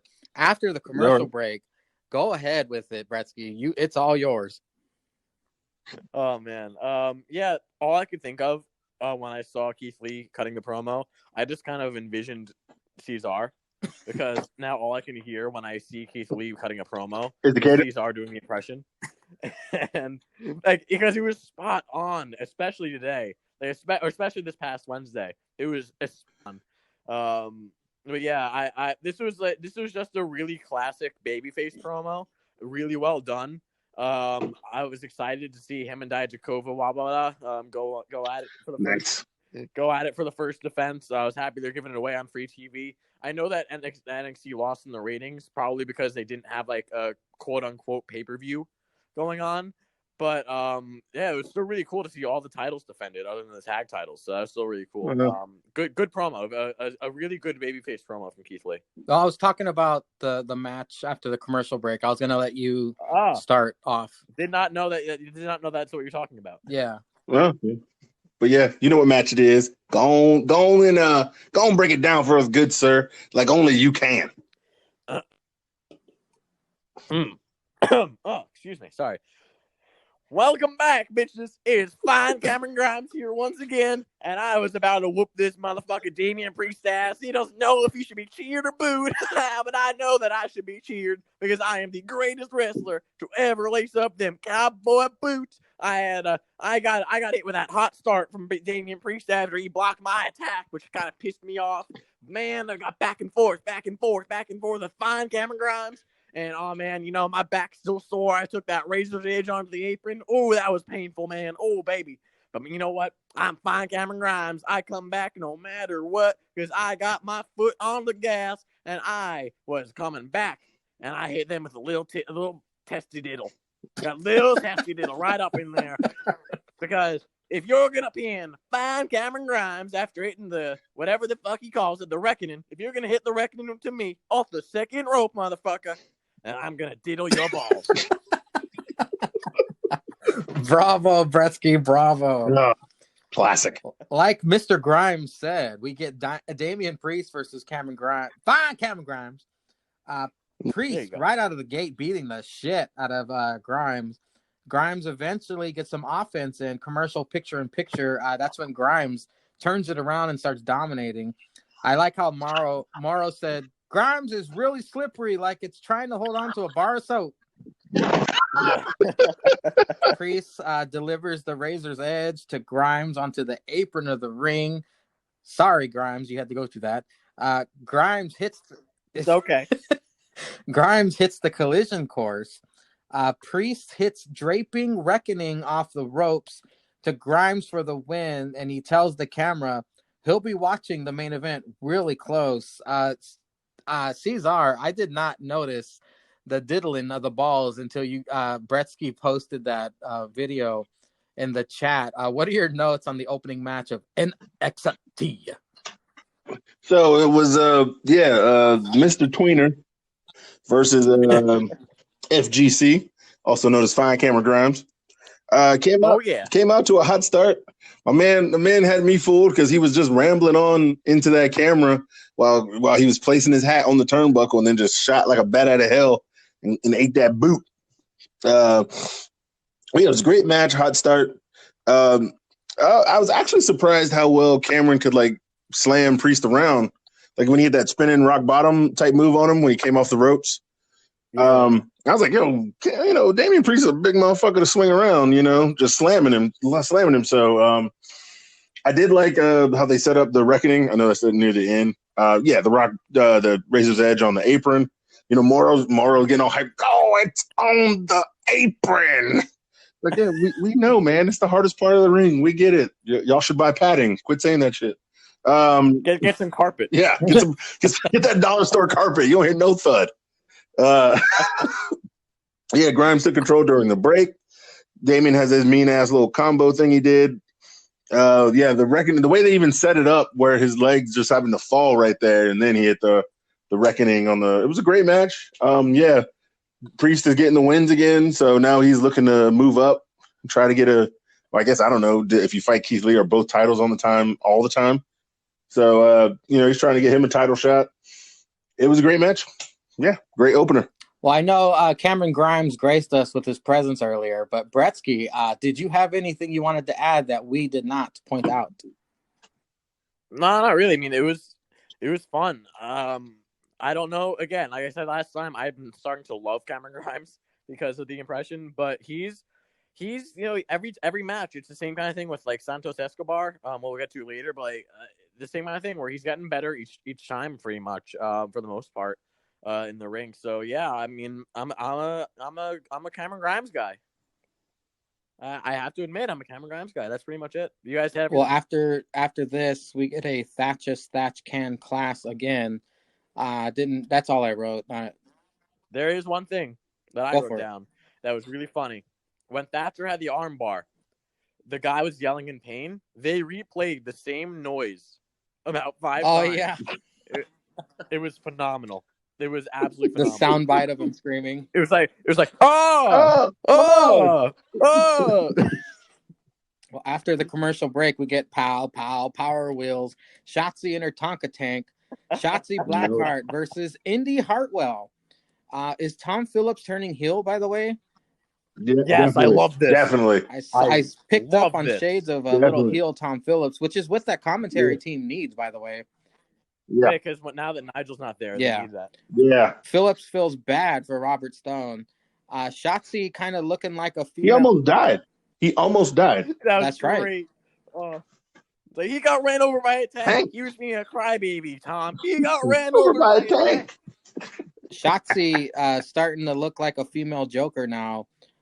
Robert Stone hobbles out, distracting ref. Aaliyah tosses Shotzi off the top rope. Sick landing. Indy nails big boot for the win. Australian spark plug kind of resembles AJ Lee, in my opinion. That Indy Hartwell, Bretsky. Any notes on this short match? Yeah, I mean, Tom Phillips supporting Robert Stone is beautiful. Tom Phillips, I enjoy Tom Phillips' commentary. He has like a good voice to listen to, and he knows what he's talking about. But it was kind of like what Ceizar was talking about with Cameron Grimes, where like there's that one thing that was missing, and I feel like a slightly heel, but like a mainly neutral, but ever so often heel Tom Phillips is exactly what we need.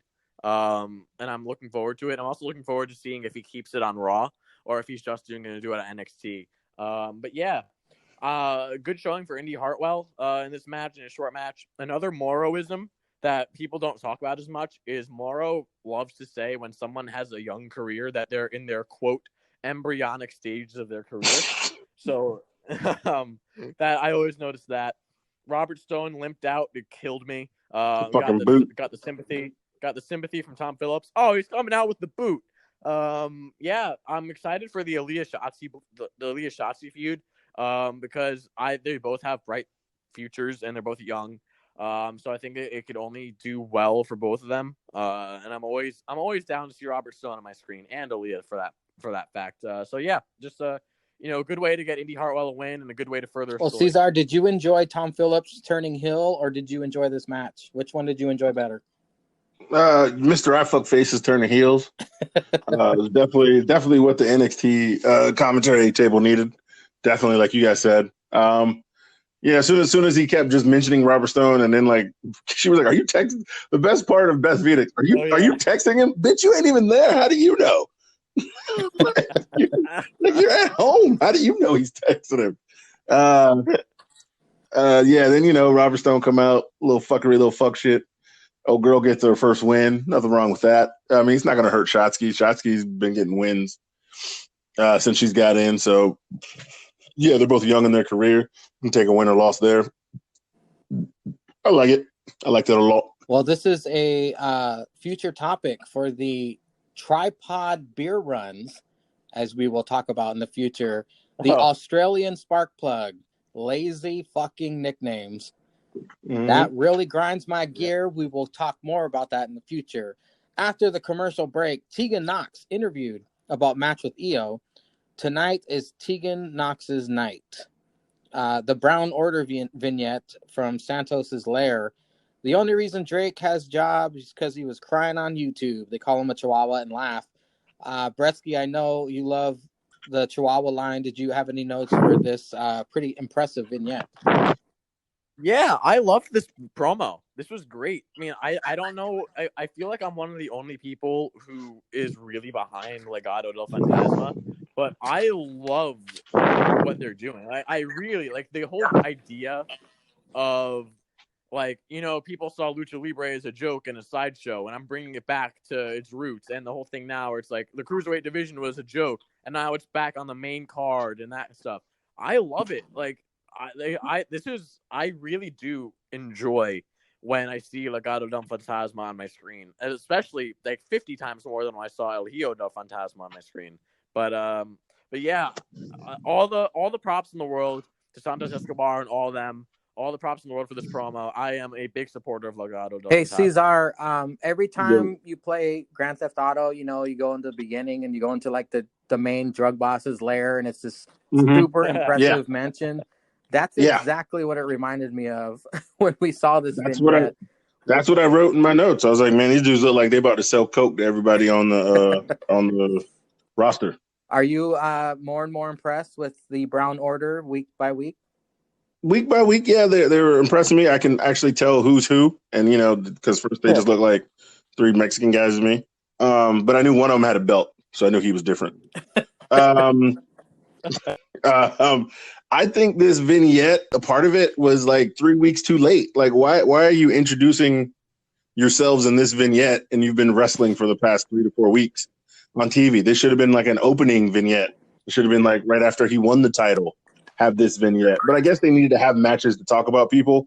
But yeah, don't be like, this is blah blah blah blah, so, and the man to your left. Who the fuck are you talking to? It's just 3 of you in that room. You guys know who you are. You 3 should know who you are. You've been hanging out for weeks trying to kidnap people and sell them coke so they get fired. Like I don't understand that. I mean, I get it, but all right. And then for some reason, it took them like 3 cheers to like take a sip. Like, we know you ain't drinking liquor. They're like, oh, Drake Maverick cried on YouTube, clink. Oh, yeah, and he can't win, clink. Oh, yeah, then we put him out, low chihuahua, clink. And then you took a sip. Bitch, that ice go melt. You watering down that good liquor if it's liquor in there. Don't teach these dudes how to drink. If they're supposed to be Mexican, they know how to drink. I bet you if it was fucking a bucket of Coronas in there, that bitch would have been empty. And you'd seen limes everywhere with some nacho sauce. I mean, if we being racist. For whatever, 2020. I'm going to get canceled. I'm going to get canceled right along with Jake, his bitch ass.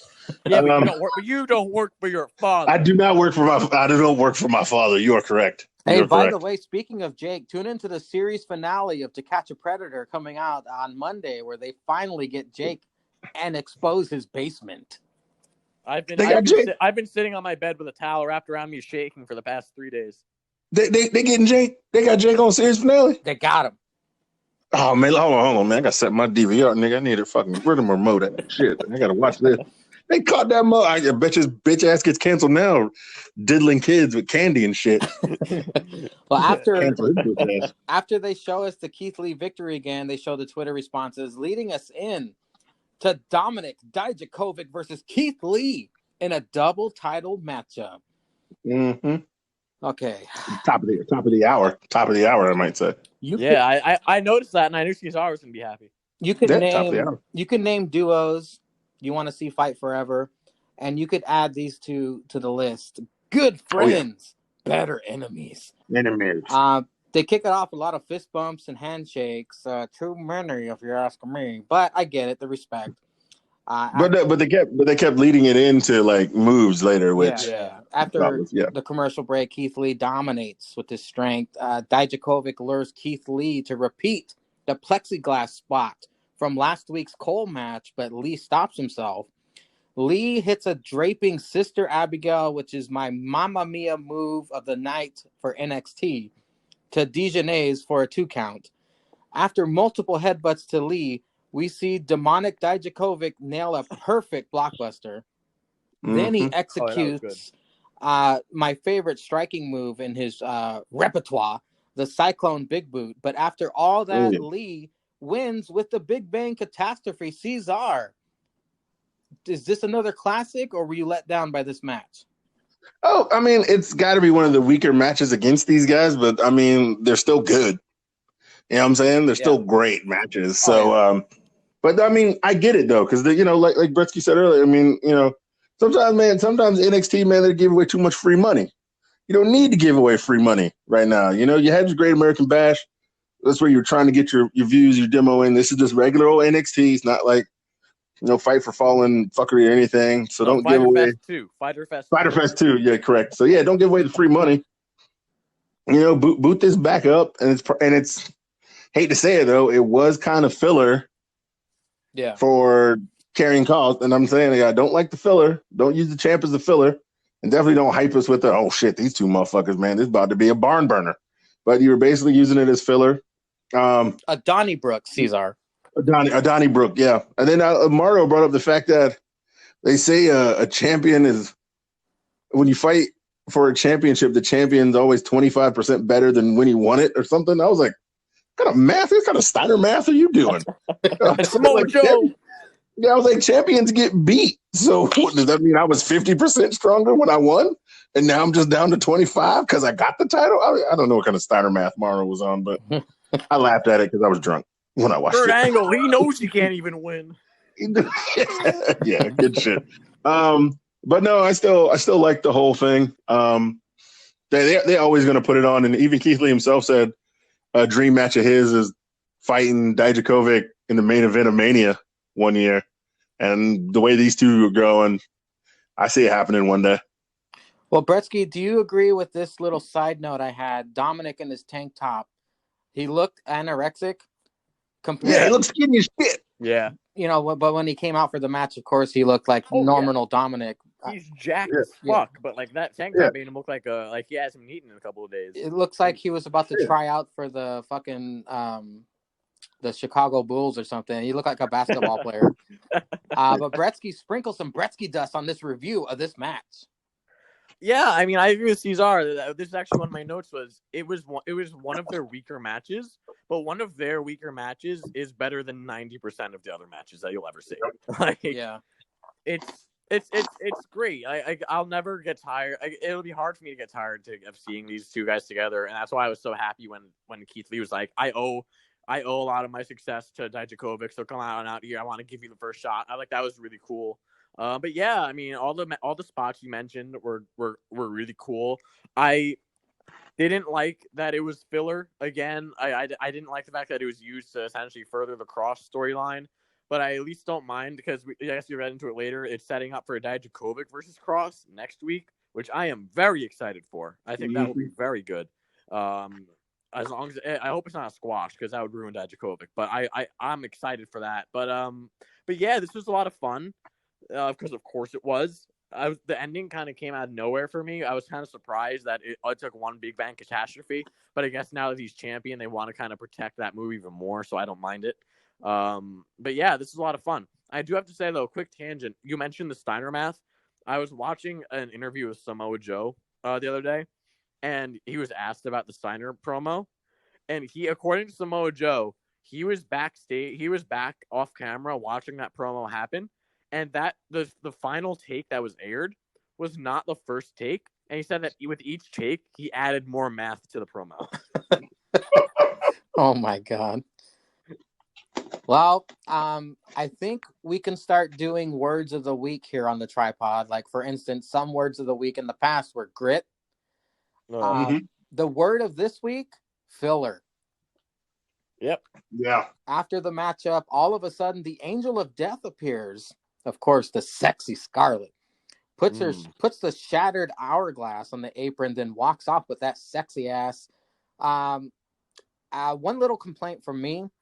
I think the spectators pounding on the plexiglass took away from the specialness. If it was just dead silent, it would have been eerie and like have more of an impact. But fucking spectators, come on now, relax. You're going to be there for like 4 hours.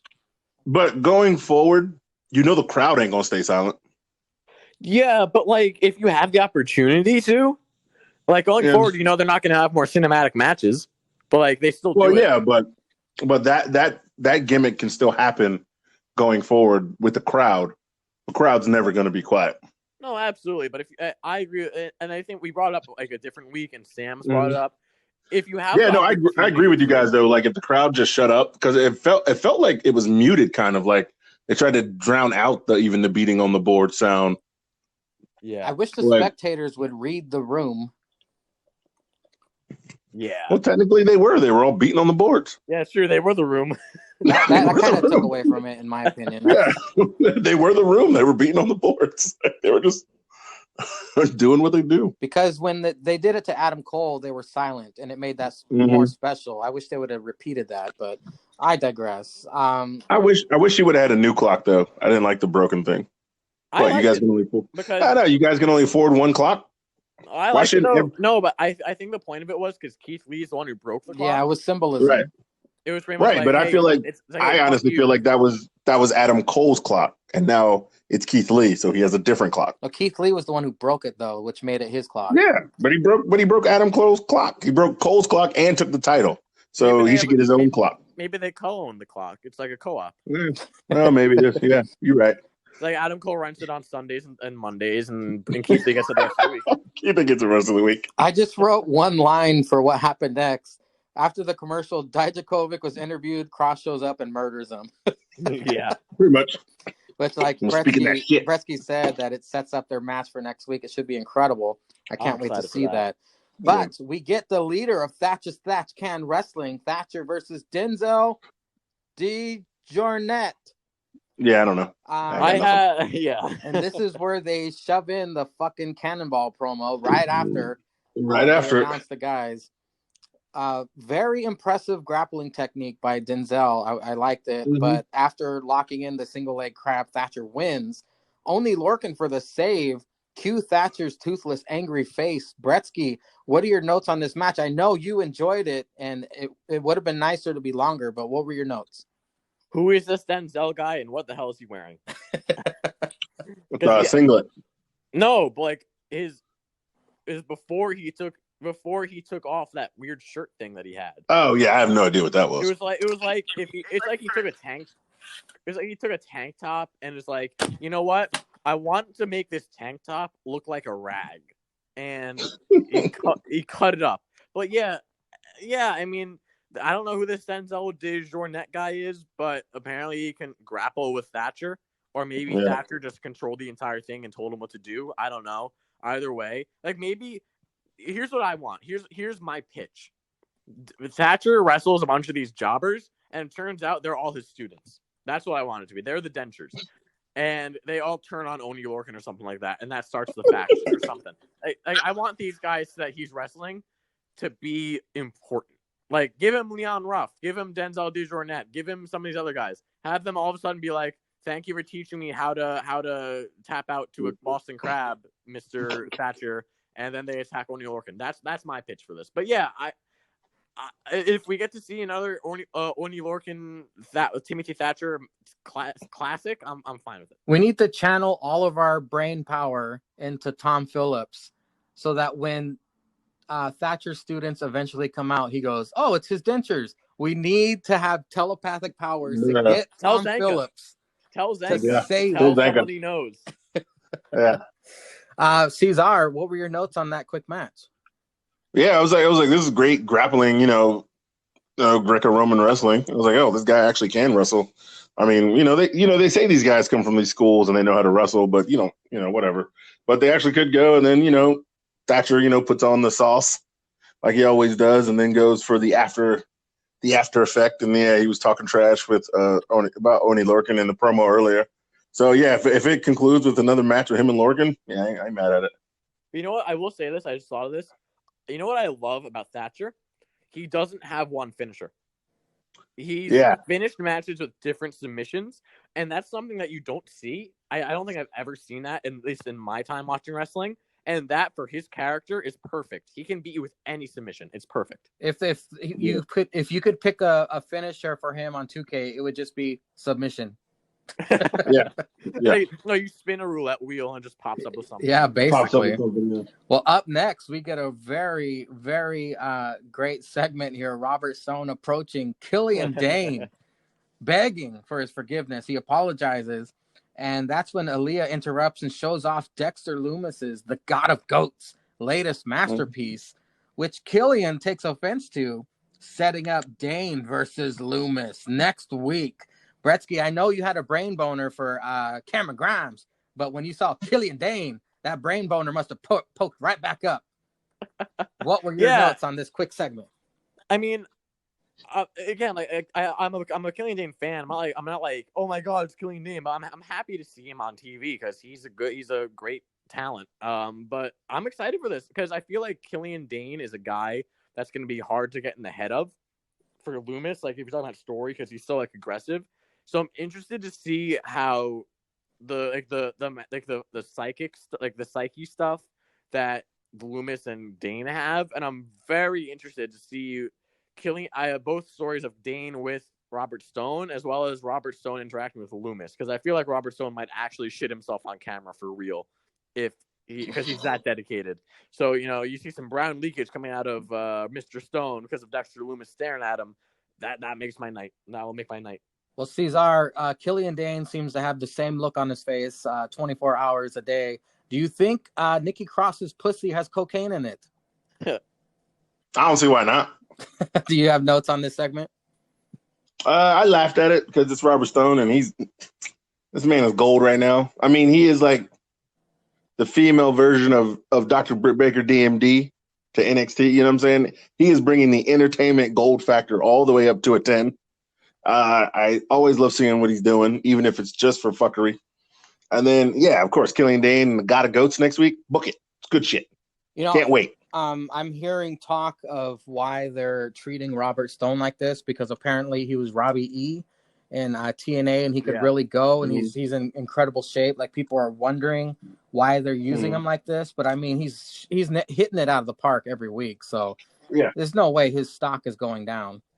Yeah, like Vince, and the whole thing about WWE is that they like characters more than wrestlers, which makes sense if you're an entertainment company. I'd rather see someone who's entertaining at the top and like a decent wrestler than a phenomenal wrestler who, like Ricochet, who comes out and is like, I don't know how to talk. Like, I'd rather with his finger in his ass.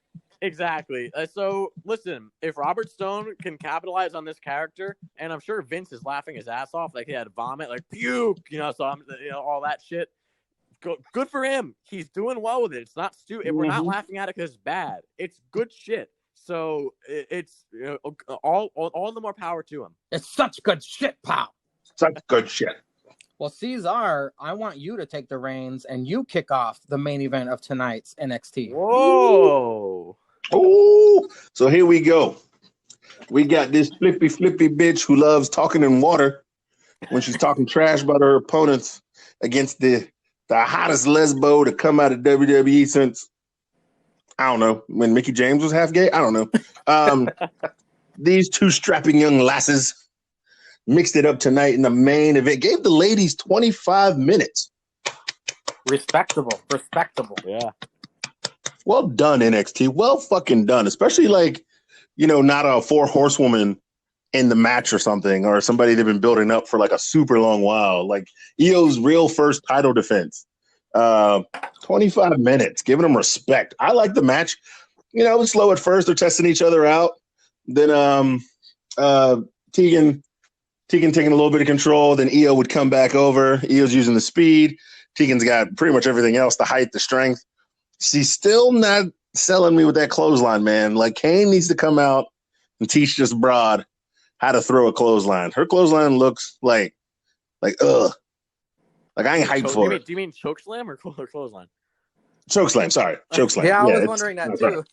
I was like, I know Kane does like a flying clothesline. I'm like, I don't think. Yeah, like, I don't know why. Yeah, I don't know. I don't like her chokeslam like at all, because like she didn't put the knees in it. She doesn't put like the back in it. She doesn't like slam them down. It's like she picks them up and like drops them. Yeah, I've been saying it for weeks. Yeah, you've been saying it. Although the Molly go round looked good when she hit it. It looked flawless. That's a difficult one too to pull off. Yeah, that's a difficult one. So I liked it. Io was selling the knees, which I really like how Tegan was working on that too. So she's trying to take her out of flying. So I mean, it's a great job psychology that way. I thought it was an overall good match, and I will have to borrow a line from Zanka. I don't know if you watched his story today, but he had a story with a certain wrestler who doesn't want to admit if he likes to have sex with hot fans in the back of an 86 Impala after a show. But Zanka posted one of that wrestler's, I'm not saying his name, one of that wrestler's new videos out in the streets. And he said his dick jumped a little, and mine jumped when I saw, my new captain. My captain. Oh, my God. She came out and kicked that bitch in the dome. I was like, let's fucking go. This is the match I really want to see. She needs a title shot and a belt. I wouldn't be mad. I'd be kind of mad if Io lost it this quick, though. But overall, I thought the match was good. Io gets the win. She hits the moonsault. Cap Coda hits her at the top of the ramp. Stares off into the camera. Thought it was a great ending for NXT. Well, Bretsky, you go second. I'll go last. Oh, okay. Yeah, I think that this was phenomenal. Not phenomenal. This is a very, very, very good match. Again, props for giving them the amount of time they did. Because when it came on my TV, I'm like, wait a minute. Like, I was like, oh shit. Like, there's still like a decent amount of time left until the show ends. And I was a little sad. I'm gonna admit, I'm getting a little privileged. I'm a little sad. There's no Mountain Dew limited commercial breaks, but That was just for the bash. We took it for granted. We took it for granted, guys. Yeah, we definitely took it for granted. We should have enjoyed it more last week. Yeah, I legitimately was like, oh man, I gotta fast forward through all this shit now. Like, but yeah, they had a really fun technical start, like Ceizar was saying, like them feeling each other out. Moro had a really cool reference to the triple tails, which was really cool. That's Asuka, Io Shirai, and Io's sister Mio, from Japan. That was really cool. Tegan was the roll-up queen tonight. Night, bringing out all the different roll-ups. I ain't never seen so many devastating moves in sports entertainment. I don't know how Io Shirai is still walking. Legend has it she's still rolling to this day. But I got Tegan. It's understandable why Vince loves Tegan Nox, because Tegan Nox is essentially the female Daniel Bryan, because she plays a phenomenal underdog. I honestly, there might not be a better underdog wrestler in women's wrestling today, because whether it's because of all the injuries or the way she sells shit, Tegan Nox is a phenomenal baby face. Get behind the plucky baby face. Yeah, that shot in the steps when Tegan was lying there and Io went for the bullet train and Io and Tegan got out of the way. That was nasty. Oh my god. Like, that wasn't just like Io going, ow, my knee. That was like, ow, fuck, my knee falling off. Like the shit hurts. Yeah, like that was bad. Like good bad. I did notice on Tegan's chokeslam, she did give a little bit more. It was still not great. She gave a little bit more of the knees today, though. She had a little bit more. So she's getting there. Maybe in like 2025, she'll get the perfect one. But but she's getting there. She's getting there. Do you think it's because of the knee braces? She doesn't want to bend her fucking knees. That could be it. That could honestly be it. Well, I don't know, because she runs around the ramp, so you got to bend your knees to run. That's true. And her finisher is the Chinese wizard. Yeah. She cocks her leg all the way back to that wizard and hits you with the knee brace, and it's really like right in the face with the knee.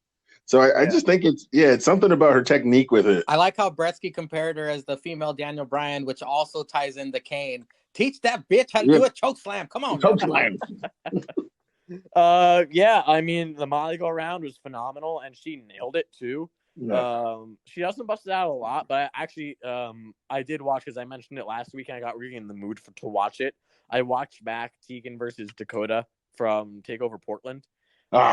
I forgot about some of those spots where they hit each other in the head, and I was like, ugh. But yeah, she hit the Molly go round then, and it was great then. I think that might be the last time she busted it out, or one of the last times she busted it out was TakeOver Portland. I don't remember. But she only does it for the big matches, Yeah, she hits a damn good Molly go round. And also Beth Phoenix on commentary mentioning that she's been in the ring with these women. I'm like, no, you haven't. What the fuck are you talking about? But then I'm like, oh yeah, Royal Rumbles count. Because I always forget that I'm like, you're in the Hall of Fame. You've been retired. What the fuck are you on? And I'm like, oh yeah, that's right. But I think it's really cool. They always bring in Beth when it's like, you were a champion, Beth, or you've been in the ring with her. What's it like? I think it always adds like a nice little touch to it. Io Shirai with that really unique counter to the Chinese Wizard with the palm strike out of nowhere. Yeah. That was really cool. Like you never really expected that. And then right into the moonsault, 1, 2, 3. A great match. You can see why Vince loves Tegan Nox, and Tegan Nox, you can tell, has a bright future. But Cap Coda, Dakota Kai with that Ray Phoenix to Orange Cassidy throwback right there. Love it. Fucking boot. Love it. Fucking boot. The screen fades to black. That was a great way to end it. I will say I agree with Ceizar. Dakota Kai should be NXT Women's Champion. Io Shirai should not lose it soon. What I would propose in this situation would be like Tegan Nox, like, oi, mate, you messed up my match. You are being a real meanie, because I'm a babyface and you're not. And she's like, oh, Tegan, I'm so sorry to piss you off, blah, blah. And they have a match or a triple threat or something. It extends it a little bit more. Maybe get Raquel Gonzalez in there a little bit. Extend it out, but Dakota Kai should be the one who dethrones Io Shirai down the road. The road, though. Bretsky's shoving in his accent talents here on the down low. Sorry, Sam. Well, before I move on, I must get Brother Quarter's take on this. You know, he sponsors the show after all. Brother Quarter, I would like to know, if you were shoved up one of these two chicks' sniz, would you want to hear "crikey" or "hi"? Hold on, let me ask him right quick. Oh snap! He wrote down, "Don't matter, all hot. Let me get that hot pocket, that thought pocket." Well, no matter what, it would come back out dissolved. Yeah. Well, Ceizar had to clean it up for the listeners, but we heard what Brother Quarter said.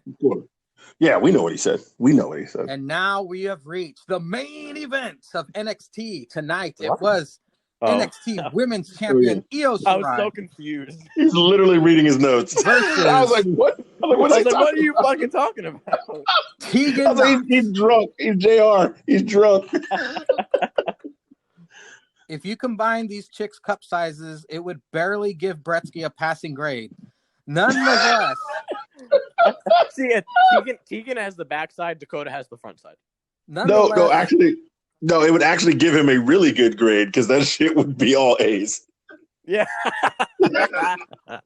Nonetheless, these chicks are kick-ass hotties who put on a great matchup. The move highlights for me: Tegan turns a flying crossbody by Io into a fall-away slam pin. I like that. During commercial, the picture-in-picture, Io hits a shattered clam to Tegan, ankles deep and sniz. I know Tegan played it off as a shot in the thigh, but I know what my drunken beer goggles saw. Yeah, buddy. Io also locks in a great crossface. Tegan still needs to loosen her body up during chokeslam. Io's 619 should be called the Shirai for an eye, because they're high on that saying nowadays. Jesus Christ, I don't really want to hear the tiger feint kick anymore. It needs to be original for Io. If I was in creative, that's what I would do. Tegan's last offensive move was the Molly go round before Io hits that uppercut and moonsault for the win. I know Io's called the Queen of the Sky or something. Genius of the Sky, yeah. But my favorite move from Io is that uppercut. I love it. It comes out of nowhere. It looks devastating, and she hits it every time. Then Dakota Kai spoils Io's celebration on the stage with a big boot, like you guys said. I love the main event. It was very entertaining. However, AEW wins the ratings with 788,000 to NXT's 631,000. It was by that much? Yeah, but overall, I mean, both shows were great. Like I said, my favorite moment of Wednesday was when that little fucker got his head kicked off by Nick Jackson. Of course. I gotta be honest with you. I said it before. I guarantee you the uptick in ratings was because it was a pay-per-view-esque show. Yeah. But they wanted to see Moxley fight the title. There is universal, and I'm so happy to see that there are no real AEW marks going, well, actually, the ending to that match was really smart in booking. No, there's not really that many doing it. So I have a feeling that AEW will actually suffer because of that, because that was some absolute fuckery. Well, we'll see what the demo god has to say about that. Jericho, come on it. No, I was kidding. Okay. Yeah, no, just tweet at him and it'll eventually come out. Yeah, he'll come out. He'll bitch at you. We made it, gentlemen. We made it. Again, happy birthday, Ceizar. Are there any plugs you would like to give before we go off the air, brother? Take Ubers. Stay safe. No drinking and driving. Short. And always be fine, like Cameron Grimes. Oh, you know it, baby. And the host of the Faux Pod, please give out your plug, sir. Yeah. So I am the host of an interview podcast thing that doesn't have anything to do with wrestling. So if you're listening to this, I don't know if you like it, but go check it out.